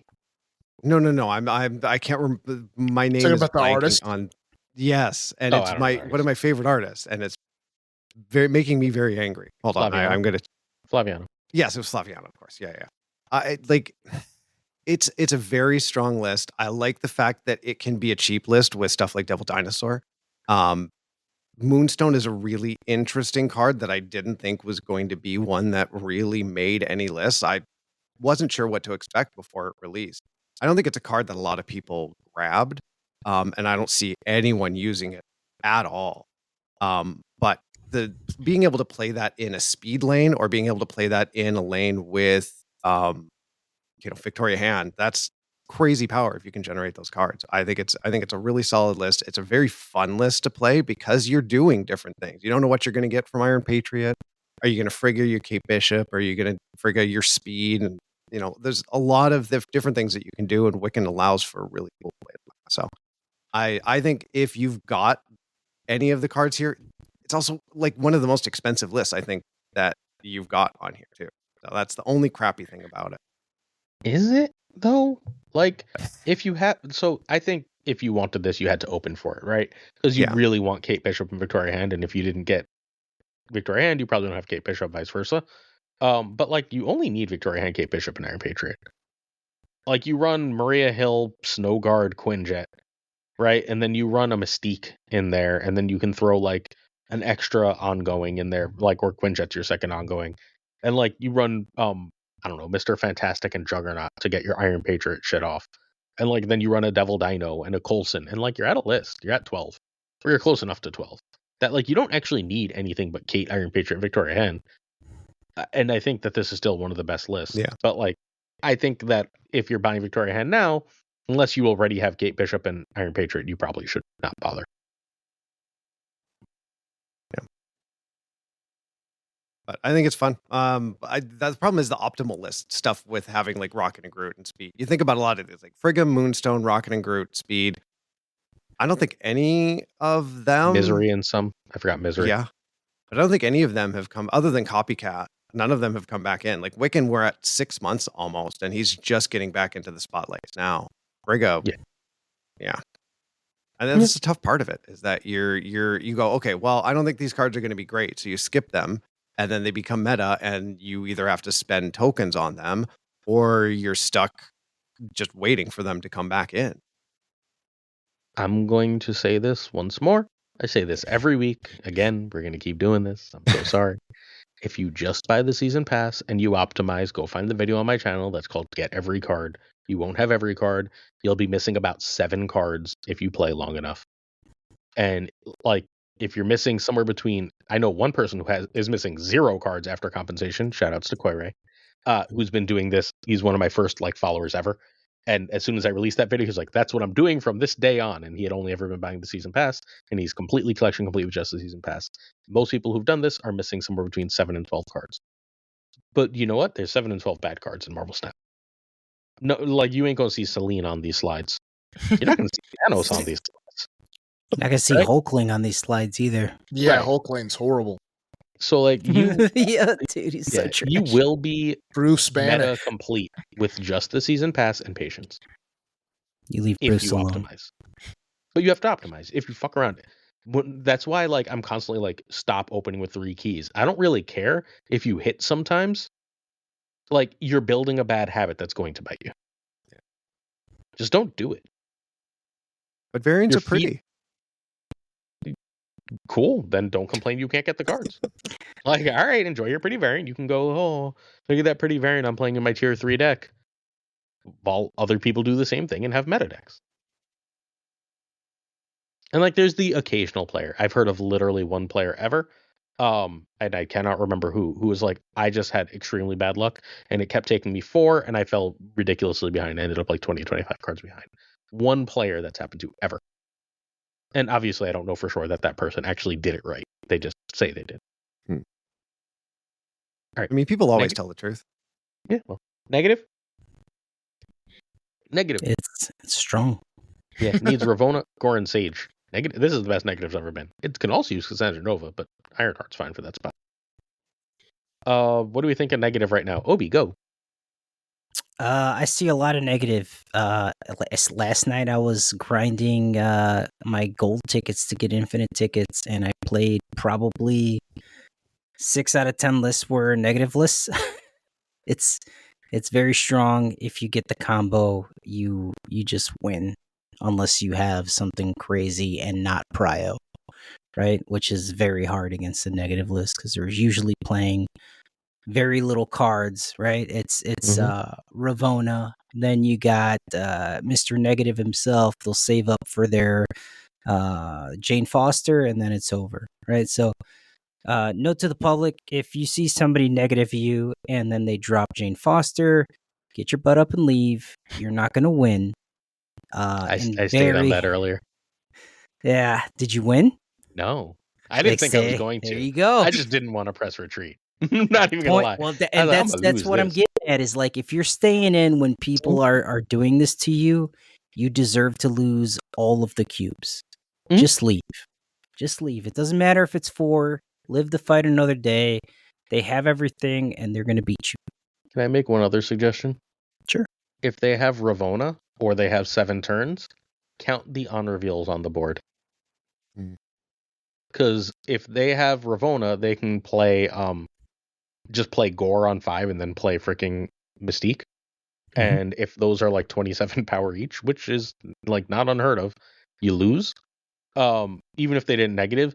But really, if there's 7 turns and they can do that, and then they can play Gore, and then they can play they can do that on turn 7. Yeah, what? Oh god. Yeah, they could do that on the last turn as well. Mystique and Taskmaster has to be 7. Without negative. It has to be Ravona and 7. Yeah. Because Gotcha. that's 5 plus 2. But like, that also beat me today because I've been seeing a lot of negative.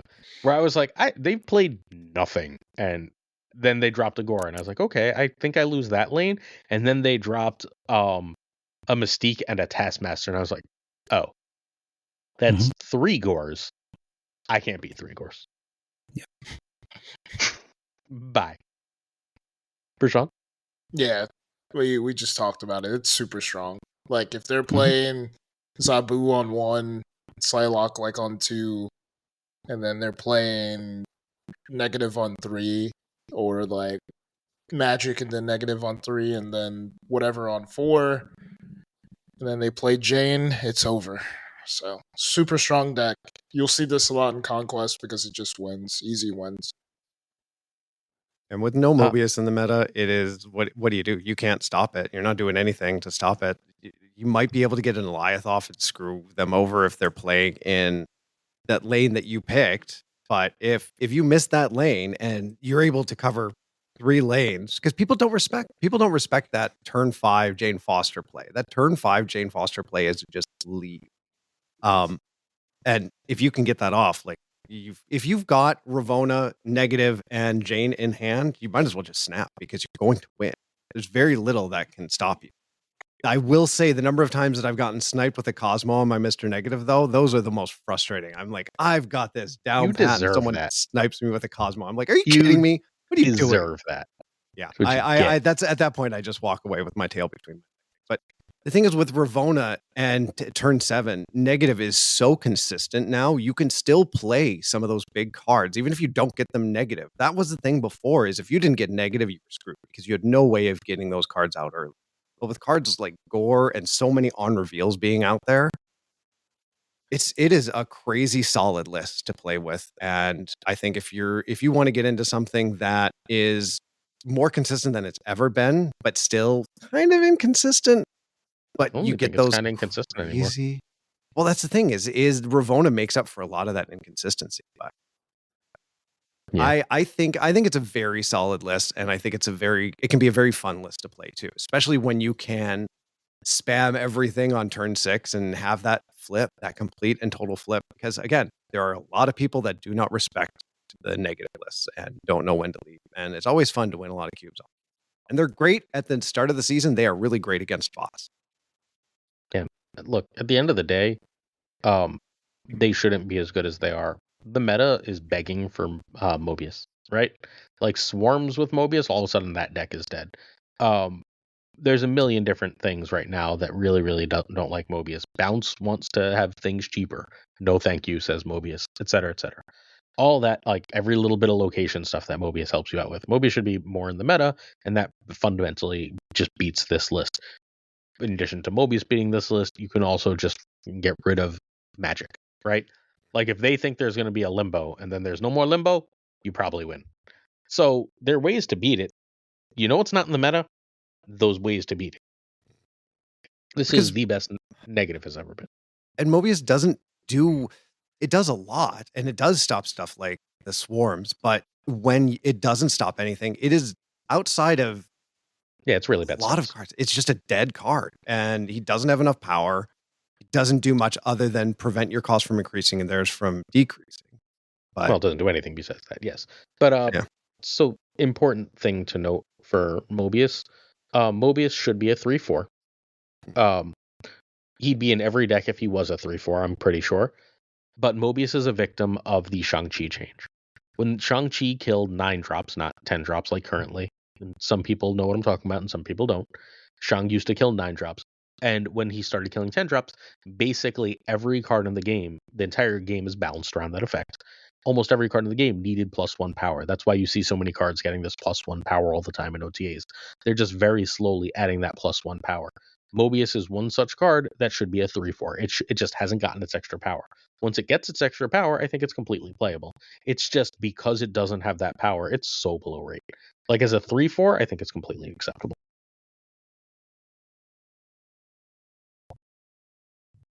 Oh, also, yeah, We've seen a reasonable amount of Sage at this point, right? Sage has been in quite a few lists. Ravona is the only Series 4 card I think you should really target outside of Zabu. And I think Gore is actually a reasonable buy here. Yeah. Gore's very like, I don't know great. I don't know if it's as high as like Doom or Arishem, but it's not far below. He's the premier big stat currently, I'd say.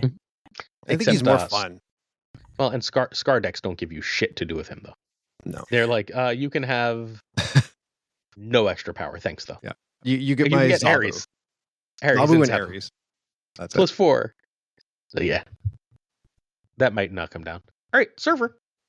Surfer needs 2 cards. It needs Shaw and Galacta. It can run Hope Summers, Makari, Copycat Gladiator, Fastos, Gwenpool, Rock and Groot, Luna Snow. And then I decided to stop listing 3-cost cards.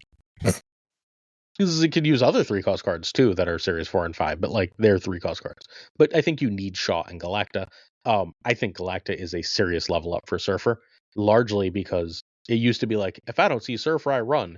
Now it's I can see Surfer or Galacta and stay. And that's a huge change. Obi? Yeah, Galacta was massive for Surfer. I love Surfer. Galacta with a Forge underneath, and then you play Brood in an offlane is absolutely backbreaking to whoever you're playing that against. It's huge. Galacta's just a great card. Goes in a lot of lists. Shaw, you primarily see it just in Surfer, maybe in some hand buff stuff, but yeah, this is a great list. As a Surfer stand, I highly recommend.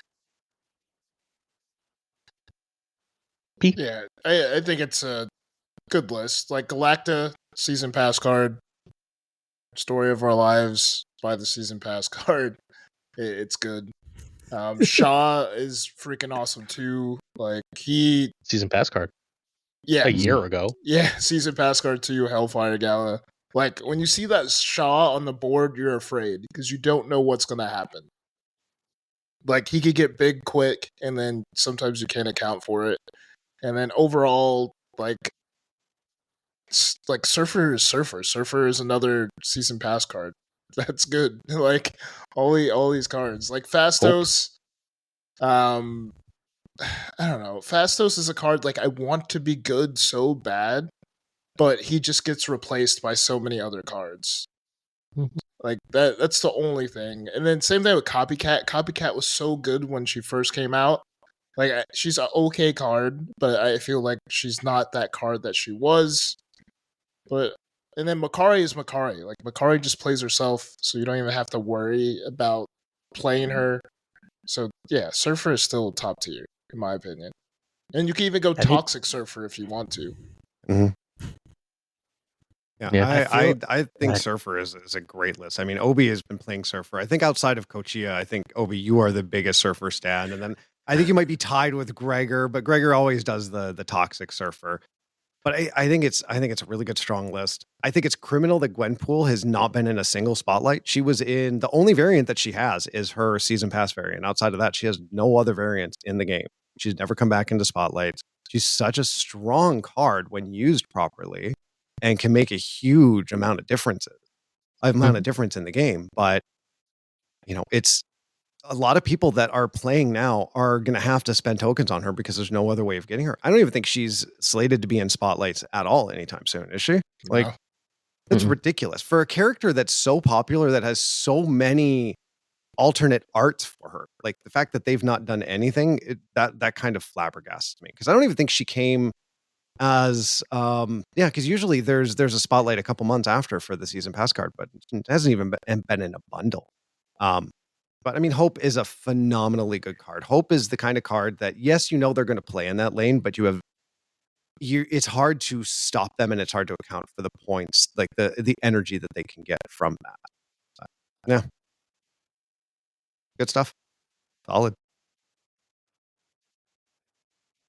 I love Surfer. I think it's one of the best decks to climb with. It is very easy. If you can count, you should be able to snap and retreat effectively with it, but you do have to count. Opponents will not count, and you will just occasionally be like, I just played, remember Galacta plus Brood is a 15 power lane right there. And if you add a Surfer to that 15 power lane, it's a 21 power lane, which is a 0 power lane at the start of that turn, which means you can look at a lane and go, my opponent is under committing there. That's mine now. Shaw is with Galacta and Surfer, and obviously that means you're doing those 2 direct cards on those 2 turns, which doesn't always happen. But you've also got Forge and stuff to mess with, right? Is immediately a 3/9 that becomes a 3/13. And that's just, it's a major power spike. And people in Marvel Snap aren't great at that. I love Surfer. I don't know if you should really target Shaw and Galacta, because Galacta's not in many decks right now. And Shaw is in 1 deck. But if you enjoy the playstyle, your 2 cards, because you could just run Sarah. As much as I like Hope, like I run either Hope or Phastos over Sarah. But like, you're fine running Sarah. You're not going to be sad. Hell, you can run Luna with Sarah if you randomly get up 3/6 Luna, and you'll be perfectly happy. There's a lot of ways to do Surfer well. So I like it. I just don't think it's a top target.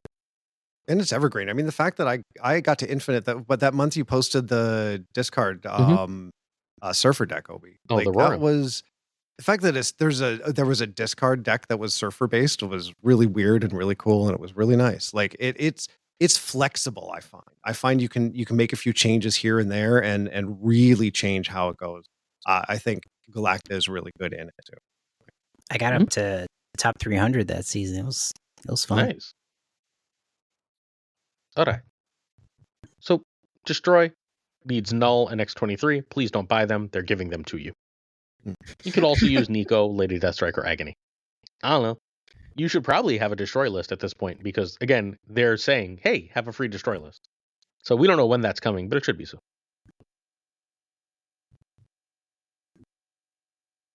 Who you starting Any with? thoughts? Well, yeah, you got to tell us who you're starting with. Oh, Prashaun. Destroy is Destroy. Like, you see a Destroy avatar or whatever icon in the corner, you see the Wolverine, the Null, the X-23, you know they're playing Destroy. Like, Destroy hasn't really evolved that much. Like, Agony is new, but I don't know. That's it. And then you have Nico. Nico's your Swiss Army knife. She fits in other decks as well, so that would be a good card to get to prioritize. And then, like Paul said, like, Null X-23 is going to be free. So, Destroy stuff, have fun. Yeah. Go play some Destroy. If you're looking for a deck that you can climb with, go play Destroy. Obi? Or Same. when they give it to you. Yeah. I don't have anything to add here. Null X-23 we're all getting. Destroy has been good, and it seems like forever. You know, when it pops off hard. It's good. Solid list. It's in a bit of a tough place right now, though, with all the armor and Cosmo that's running around for the Ares and Surtur lists, because those have come back, and I think that makes Destroy a lot harder to pop off the way you need it to, because they just can time it. Yeah, they just get screwed by whatever meta. Like, it's like Destroy's like, what did I do? I didn't cause this. Yep. Like, I'm just trying to be here. But I think any solid Destroy player has either an all kitted out, like my Destroy deck, I have almost God splits on everything, because again, it's the same, 11 cards, and there's occasionally a change, or you're going to put Hulkbuster in, or Agony, or Lady Deathstrike, or whatever. But it is the most evergreen list. But I think one of the reasons that Destroy works well is that it may be linear, and it may be Destroy cards make big cards. There's always something different that's happening. Like, are you playing just a massive 32 power Deadpool? Are you playing, your Null and Death Down in different lanes? Like, there's some variation to it, and it's not a guarantee in any way, shape, or form, which I think is its strength. Yeah, you could get fancy. You could play Frigga. You could do like Moon Girl, stuff like that, but it's more the same. Yep. I'm gonna not talk about Destroy anymore.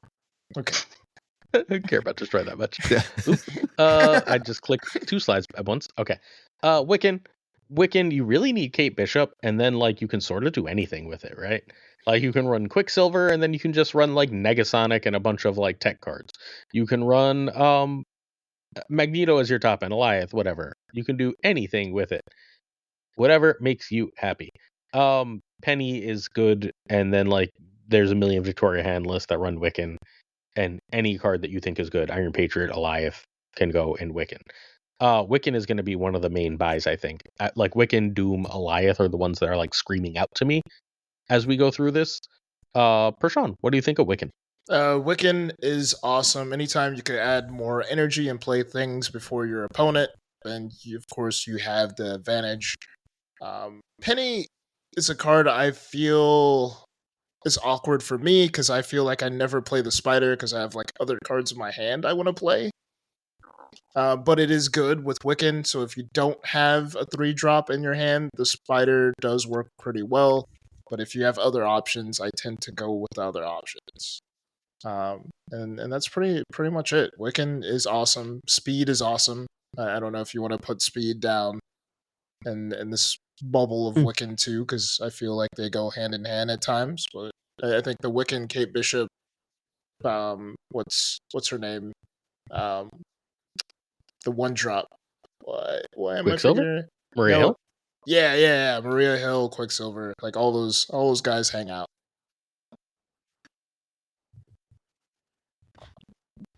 Give me 1 sec. Okay, Obi? Wiccan's a solid card. Energy is the name of the game in this current state. The more you have, the more you profit. Especially with discounted cards, you're like exacerbating that effect. Wiccan's just very good. If you can get him to proc off consistently, you're gonna have very good games.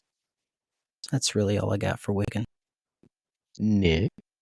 I love Wiccan. I think I almost said it at the same time as you. You said it slightly too fast. It's such a good card. It does suck when you can't get that curve. There's a Wiccan Galactus list that I've been playing, and it's a lot harder to pull that off because it doesn't have the same play lines in there, having stuff like Psylocke, and you're like, maybe I'll get that Wiccan, and then you don't. It can be frustrating when you don't get that curve, but worst case scenario, I mean, even if you're playing Wiccan down just on the board, that's still a 4/7, so it's still crazy good stats for a card. But if you get that extra energy, the fact that you can play as many cards as you can on turns 5, 6, and potentially 7, depending on what version you're playing, the fact that you can play Goliath in a 2 cost, it's really easy to know, okay, I am going to steamroll this other person. I'm going to be able to play my Gore and my whatever. It's a solid deck. And like Obi said, energy is the key to this. If you've got enough energy, you can play all those big cards that you've got there. Wiccan good. I think it's probably the worst it's been in like 3 or 4 months, but it's still a tier 1 card. It's just lower in tier 1, I think. I don't know. Wiccan is again like one of the best buys in the game because you have Quicksilver. You hopefully got Kate Bishop. It would be very, very helpful if you got Kate Bishop to make it consistent because you don't want to run Quicksilver and Domino. You just want to run Quicksilver. But like it's totally doable. Very cool deck. Very powerful. Go get Wiccan. Scream is super cheap and really underrated right now. The stats they're not where they were, but they're freaking fine. Scream uses Cannonball, Doom 2099, Red Guardian, and Hydra Bob, but it doesn't always run any of those. There's plenty of Scream decks where Scream is the only high series thing you do. Scream's cool. What do you think of Scream, Prashaun? Scream's good. I think it's maybe fell out of favor recently, but overall it's still solid. Like you have so many other things you could do with like Juggernaut and like of course Cannonball. Maybe if you want to like be spicy and do like Professor X stuff, especially since you have like Hydra Bob, and then like the move, and then it's a very low to the ground cheap deck too. Like you could play a lot of those move cards like Craven, and I don't know, like it's a solid deck archetype that just added Scream, which is good. So that's it. Solid list. I don't play it that much anymore because I don't get as tall as I used to. But fair. To each its own. Obi? Yeah, Scream totally made a splash when it got released. I think the new like interaction between her and Luke Cage did kind of muffle that just a tad bit. Personally, I liked it previously. even if it didn't provide the affliction, right? Like you could still get the power. Yeah, it's a solid list. I see it every once in a while. It's not as common anymore. It always catches me by surprise, and because I'm not running Luke Cage all that often, I typically get pretty smacked around by it. Because I'm playing Surfer and it's just moving all my stuff all over the place. But it's a fun list. Nick? That's a strong list. Being able to mess people up. Like that's, I think, one of the biggest things. The fact that, if you're going against a Doom 2099 deck and you can get that Magneto off at the right time, you screw over what they're trying to do on their lane, because a lot of those decks are playing a lot of 3 and 4 costs, and you can hobble them from where their Doom bots are going to go or whatever is going to happen. It's a strong deck. Scream did take a little bit of a ding, I think, in just play rate. I think one of the things is you just don't see a lot of Luke Cage anymore. He's there, and if you're seeing him in the meta, then this isn't a good deck to play. But if you're not seeing him, and unless you do see a lot of him, I think it's a good, solid deck to have and to play.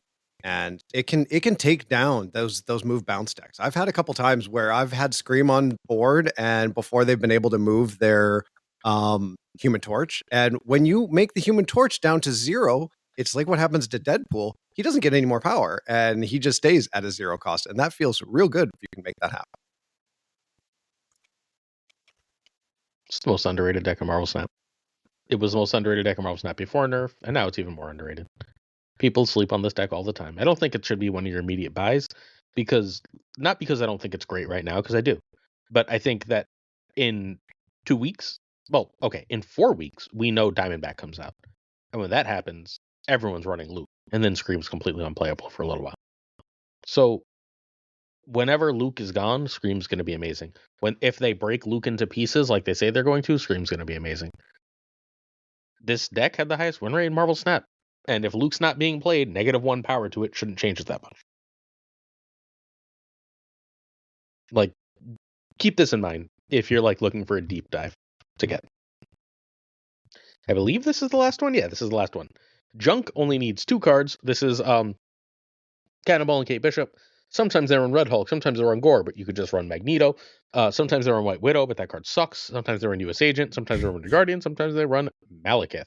I don't know why they run Malekith, but I saw Malekith in a version the other day. I was like, what? Okay. Junk. What do we think of Junk? Obi.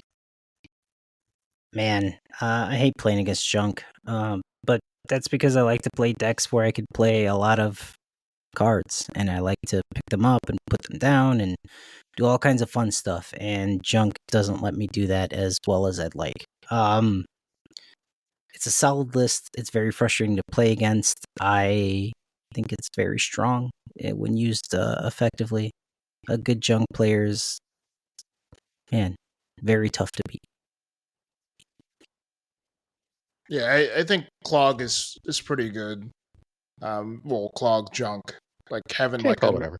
a Nihilus, and then also having Sentry too. Those are good additions if you want to go that route.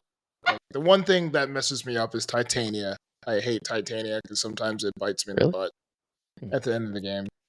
Sometimes. But yeah, overall pretty good. Yeah, it's a. Oh, sorry. Wait, my apologies. Go ahead. Yeah, you go. Wait, no, yeah, it is my turn. Yeah. No, because Obi already talked. He said he. Yeah, I know.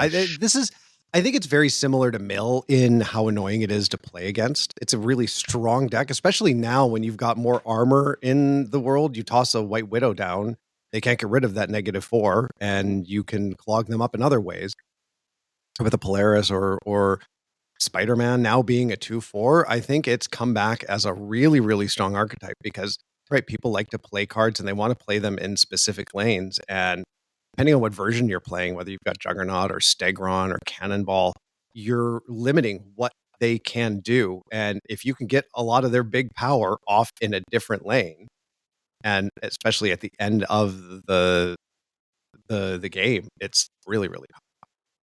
It's a miserable deck to be involved with. I think that Scar has pushed this back because Scar often runs armor and Cosmo, and that can get annoying for this list. But I think Mill has pushed this back because Mill just is like, all right, well, I blew up half your stuff that you're trying to put in my lanes, and now your deck doesn't really do much of anything. So I think it's taken a step back literally in the last like 3 or 4 days. But I think it's one of the better things to do, and it's really, really cheap because Cannibal K Bishop is about as cheap as you get. And then we have Evo. Hi, Evolutionary. Hello, Evolutionary. So High Evolutionary is a deck where you only need High Evolutionary. Sometimes Red Hulk, Bruce, Nebula, Rocket and Groot, Red Guardian, Luna, and Hope. However, I don't think this list is any good. I think Arishem basically said, High Evolutionary, your lunch is mine now. Get the fuck out of the game. What do we say? Yeah. I agree. Yep. Yeah, like High Evo was good when it first came out, and then they just nerfed it down to the ground. I don't know. Like Bruce Banner wasn't a card it turned out everyone thought it was going to be. Like, it sucks. So I wouldn't even try to go after this. Well, true. Nostradamus here. But, just kidding. I'm kidding. But yeah, Bruce Banner sucks. Rocket and Groot is good. But with this deck, it doesn't, I don't know, it doesn't put you over the top. Luna, new card. Of course, it sucks because they just had to buff it during the OTA. It fell out of favor with everybody. Hope is pretty good because it's a good engine on having that extra energy. If you want to play High Evo, sure, but are you going to win a lot of games? No. Considering the fact that there is no Luke Cage in the meta right now, or not much of it, the fact that this deck still can't succeed and get off the ground, I think says something. It needs something. I think, with cards like Diamondback, which of course will just bring Luke Cage back to the meta. The problem is anytime this deck becomes popular, Luke Cage comes in and then this deck is no longer popular. All it takes is just adding one card in to completely hamstring everything that this deck can do. Yeah, I think, I don't know, maybe you could put this with Affliction. Like, you could try to go High Evo Affliction.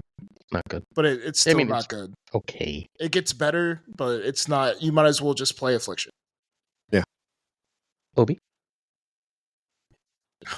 Shrug? Listen, yeah, High Evo is it's not good right now. That's all that I can say. It's just not. I don't know what makes it better, but in its current state, it's just not that great. Like Ogin said, bye Evolutionary. All right. What cards do we think people should buy? And I will take our dear viewers. Actually, they won't be able to see me type in it. But all right, let's see if they can. Our dear live viewers maybe will be able to see me type here. So I'm going to write a couple cards I think are here. Do we think Arishem is an easy buy? Yay or nay? Yes. Yes. Okay. We saw a ton of Doom 2099. Yep. Yeah. Yep. And Wiccan, I think, are the big three. Yep. I would put Red Guardian over maybe Zabu. Red Guardian. Zabu. Can I throw Ravonna in here? Below? Yeah, you can. Sure. Anything else we want to add? Well, I think we might end up going. Want to just go all the way to 10? Sure. 10. Okay, so thoughts. Sage, Gore? Gore for sure. Gore. Yeah. Gore is so good. I think Sage is too. I think Sage is still a card that's slept on far too much. What are we missing? How about Hope? Hope is a solid card. Yeah. And maybe, I don't know, if you're gonna go Hope, I think we got to go Kate Bishop. Yeah, maybe even higher than Hope. Wait, we didn't add Iron Patriot. Oh yeah. No. Well, because I refuse. Because you cannot, as of the recording of this or the release of this, spend your tokens on Iron Patriot. You still should buy Iron Patriot. Yes, you should buy Iron Patriot. That would be number 1. Iron Patriot. Just spend $9.99. So our top 10 cards to target are Hope Summers, Kate Bishop, Sage, Gore, Ravonna, Wiccan, Zabu, Red Guardian, Doom 2099, and Arishem in a loose order. Sounds good? Yeah. Sure. And obviously, this is all contextual upon what else you own, which is why we did it that way in the first place. Now, the question is, do you toss Scorn into this list? Because Scorn is still an incredibly strong card. It's very limited on the decks that it goes in. Not above MODOK. Right? Like, you're not getting Scorn if you don't have MODOK. Yeah. And now you need 2 cards. Yeah, Right. true. It is time for our final segment. It is Variant of the Week. Oh, Anti-Venom might be on there too. But Anti-Venom, spend your fucking gold on them. Get that bundle. All right, our variant of the week is Spectrum. We have 4 different Spectrum variants. The first one is me. I chose Rian Gonzalez. I really like that one. I think it's really gorgeous. I like the colors. I like that it pops. I like that it's actiony. Who's the second one, and who's the artist? That's me, and that's Kim Jacinto, I believe is how you pronounce it. I don't often say it out loud. I was told it's Jacinto. There was I was told it was Jacinto by Perry, and then someone in chat was like, "I'm Filipino. We say the J." So I'm going to go with the person who at least claimed to be Filipino. There we go. I think that person wins out and then probably knows a lot more than we do. I love the animation in this one. I think it looks really, really good. I think it's probably one of the most exciting ones out there. But I want to give a hat tip. I don't know who picked the next one, but the fact that I believe that's the one that Ken does not own. That is the one variant that he doesn't own, if I'm not mistaken. Is that the one from the Dara? That's why it's my favorite. You own it? Yeah. That's amazing. It's the Sway is the artist, and yes, it makes me feel good because I own something that Ken doesn't. Ouch. But Prashaun? yeah, it's good. Yeah, we got a Peach Momoko Spectrum. Yeah, I just think this one's cool. Yeah, fair enough. Yep. All right, we're on to our next segment. It is time for the hard sell of ObiHaved. ObiHaved, why should our friends follow you? Well, because I'm awesome. Secondly, we do a good show. My goal is to provide entertainment whenever I go live, and I want you guys to come, feel welcome, have a great time, leave with a smile on your face. If you're into, mediocre Marvel Snap gameplay and some awesome jokes, I'm probably your guy. Every once in a while. Can we get a dad joke? No, not currently. I don't have one lined up. Ooh. My whole world is shattered. It's just I'm sorry. I didn't have one. I asked you for the prep, right? You could have been like, "Hey, I need a dad joke." I just thought you had them in your heart. Yeah. What's brown and sticky? What? A stick. Well played. Oh, wow. All right. You should follow ObiHaved. Because where else could you get humor like that in the Marvel Snap community? But his stream feels like a celebration. It feels like a celebration, and this is going to sound weird, but like not like a party, like a celebration of life. Like everything is very affirming, very reassuring, very like we're in this together and having a good time together. And sometimes we're not having such a good time together, but we're all very together and unified, and it's a really, really great feeling. I spend a lot of time in Obi's chats. I think you should definitely follow Twitch's newest partner. And Obi, when's your front page again? February 23rd, we are doing our front page on Twitch as well as a partner celebration. We will be doing a bunch of giveaways, so mark it on your date, guys. It is not one to miss. We are giving back for all of your support, and we hope you're there to celebrate with us. Awesome. Go check him out. Prashaun. Yeah, I'm a dude that plays Snap, so you can find me on YouTube. I make YouTube videos. I stream on Twitch every once in a while. I don't know how I got partnered, but I did it. You used to stream on Twitch every day. That's how you did it. Yeah, that's how I did it. But YouTube, I have a video out right now. That's pretty good. I actually spent time editing. And I'm giving away 7 season passes too. So you have to subscribe. Editing? Yeah, editing. I Yeah, don't get it. So I tried to do my best cozy impression. So hopefully it works. So 7 season passes. Only thing you have to do is subscribe to my channel, like the video, comment what card you look forward to next season, and I'll be giving away those or announcing the winners on Monday, giving them away on Tuesday, because the theme of this whole show is buy the season pass. So, doing my part. I don't think Prashaun generally reminds me of Cozy. His video, I mean, that's not an insult. I don't dislike Cozy, but I don't watch a lot of Cozy. His content doesn't bear much upon mine, right? And your content often does. You find really good decks that you play at a high level. And, like, you're almost like Regis with more competitive decks. I think if I had to compare you to somebody. Like, it's very chill, it's very laid back, it's very friendly, laughing, talking things through, explaining things. But you tend to play better decks. You tend to find better stuff to do. And I think that's a really great place to be. And it means you should be, honestly, significantly bigger than you are. Because you're doing great work. So make sure you go find Prashaun on YouTube. Find him on Twitch, too. I enjoy his Twitch streams. But he really, really loves streaming at, like, noon. And so well, I have to stream when my wife and kid aren't here, so I stream as early as possible, and I try to move on with my day. So I knock out a stream, and then I head on to do some YouTube stuff.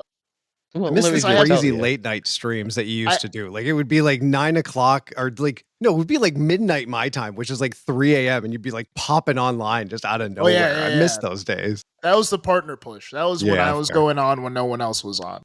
But But yeah, I have way too many hobbies, so I have to knock out my Snap stuff because I play Lorcana, I read comic books and stuff, and I try to play Pocket, but Pocket is boring. So I think I might get rid of that one. So hey, what's your favorite comic right now? Right now, it is Ultimate Spider-Man. That's my favorite run right now. It like ongoing right now? Yeah, it's ongoing right now. There was an Ultimate Spider-Man run right now. Issue number 13 right now. So it's been going on for a year. Yeah. Really? And then there's a Rivals comic that's out, that's out online, but the physical form's going to come out. Or do they just jump in little circles and go pew, pew, pew? I haven't read it, to be honest. Oh, okay. So. Did you write it? No. You should write the Rivals comic. That'd be amazing. No, I do not have enough of imagination. Fair enough. I mean, you just jump in circles and go pew, pew, pew. Everyone jumps in little circles around each other, go pew, pew, pew, and then a healer runs in the back and hides, and then everyone yells at them. That's what for sure. All right. Please go follow Prashaun. He's awesome. Nick, you don't get a slide because you're hosting. That's fine. Sorry. I understand. That's okay. I also need to start streaming before you put another slide up on there, so that's fine. One thing I will say about the Ultimates, I was just taking a look. People that like the Chichetto variant, I think that's how you pronounce his name. He did I think it was the Daredevil in the Rain. He's done some really, really cool variants. He does a lot of the art on, I don't know if it's just the covers or if it's the pencils all throughout the book, but those covers are really, really good if you like his art. Yeah. And then Peach Momoko is doing Ultimate X-Men right now. If you like Peach Momoko art, and if you like Japanese culture, she's doing a lot of stuff too. So you'll learn a lot. Certain tiers of support on our Patreon come with on-air thanks. On the podcast, I say these names as fast as humanly possible. Everybody ready? If I'm on the right slide, which I'm not currently. The Patrons I'm saying thank you to are Abigail Editor, Burner, Regardless, Shaved Wing from Dirty Casual, LAB, Fowler Newman, Hank Guy, Frostman, Hota Navarrete, Yellow Potato, Thing, Poker, Prime, Ryan Burke, Ryan Wood, Character Sleek, Quarry, Kazushi, Angel 3K, Black Dahlia, Pro, Frost, the Goat Seeker, Hollowed, Only Fox, Synth, Quid Pro Joe, Snap Decisions Joe, Brett Nick the Greek Geek, hey, Mr. Kerfuffle, Cables, Ginger Prime, Philip Ragger, Chop Locator, Legends of the Danger Room, Rob Slipman, The Biz of Black James 23, Exorcist, Skippy G, Jessica Gamble, Slush Death, King of Bros, Great Kazoo, Werewolf, Kevsy Hoda, Ludacris, Corbin, John Q, Jim, Mick Q, Clam, Colonel Forbin, Yistout, Ren, Wrench, 8th Sage, Mouth, Supreme, Green Goblin, Unibot, Flonte 6, Stephen, Brian Coffin, Tristan Spartan, Jason B, M. Holland, The Fizzle, Spectrumix, Hoot, Medich, DJ, Maggie Hijinks, Matt V, No Flex, Ocularis, Mr. Craigsterry, BG, Zodrex, The King Canada, Denman, Falcon, Jonesy, Two Ties, The Great Lord, that was the Pirate King Tucker, and of course, Gunny T, where the T stands for he was too busy to do this episode, so we got blessed with Nick instead. Thanks for joining us, Obi. Thank you for having me. I appreciate it. I had a great time. Thanks for hanging, Prashaun. Thank you. Thank you for having me. Thank you, chat, for chatting. And I appreciate... Sorry. Well, go ahead. Just cut me off for thinking everybody. I thought you stopped. I'm sorry. I'm cutting you off now. Nope. All right. You're All right. You're there goes the Grammy music. Let's go. And I appreciate our new guest host, NickDaGreekGeek. Glad to be here. Always. Peace and love, everybody.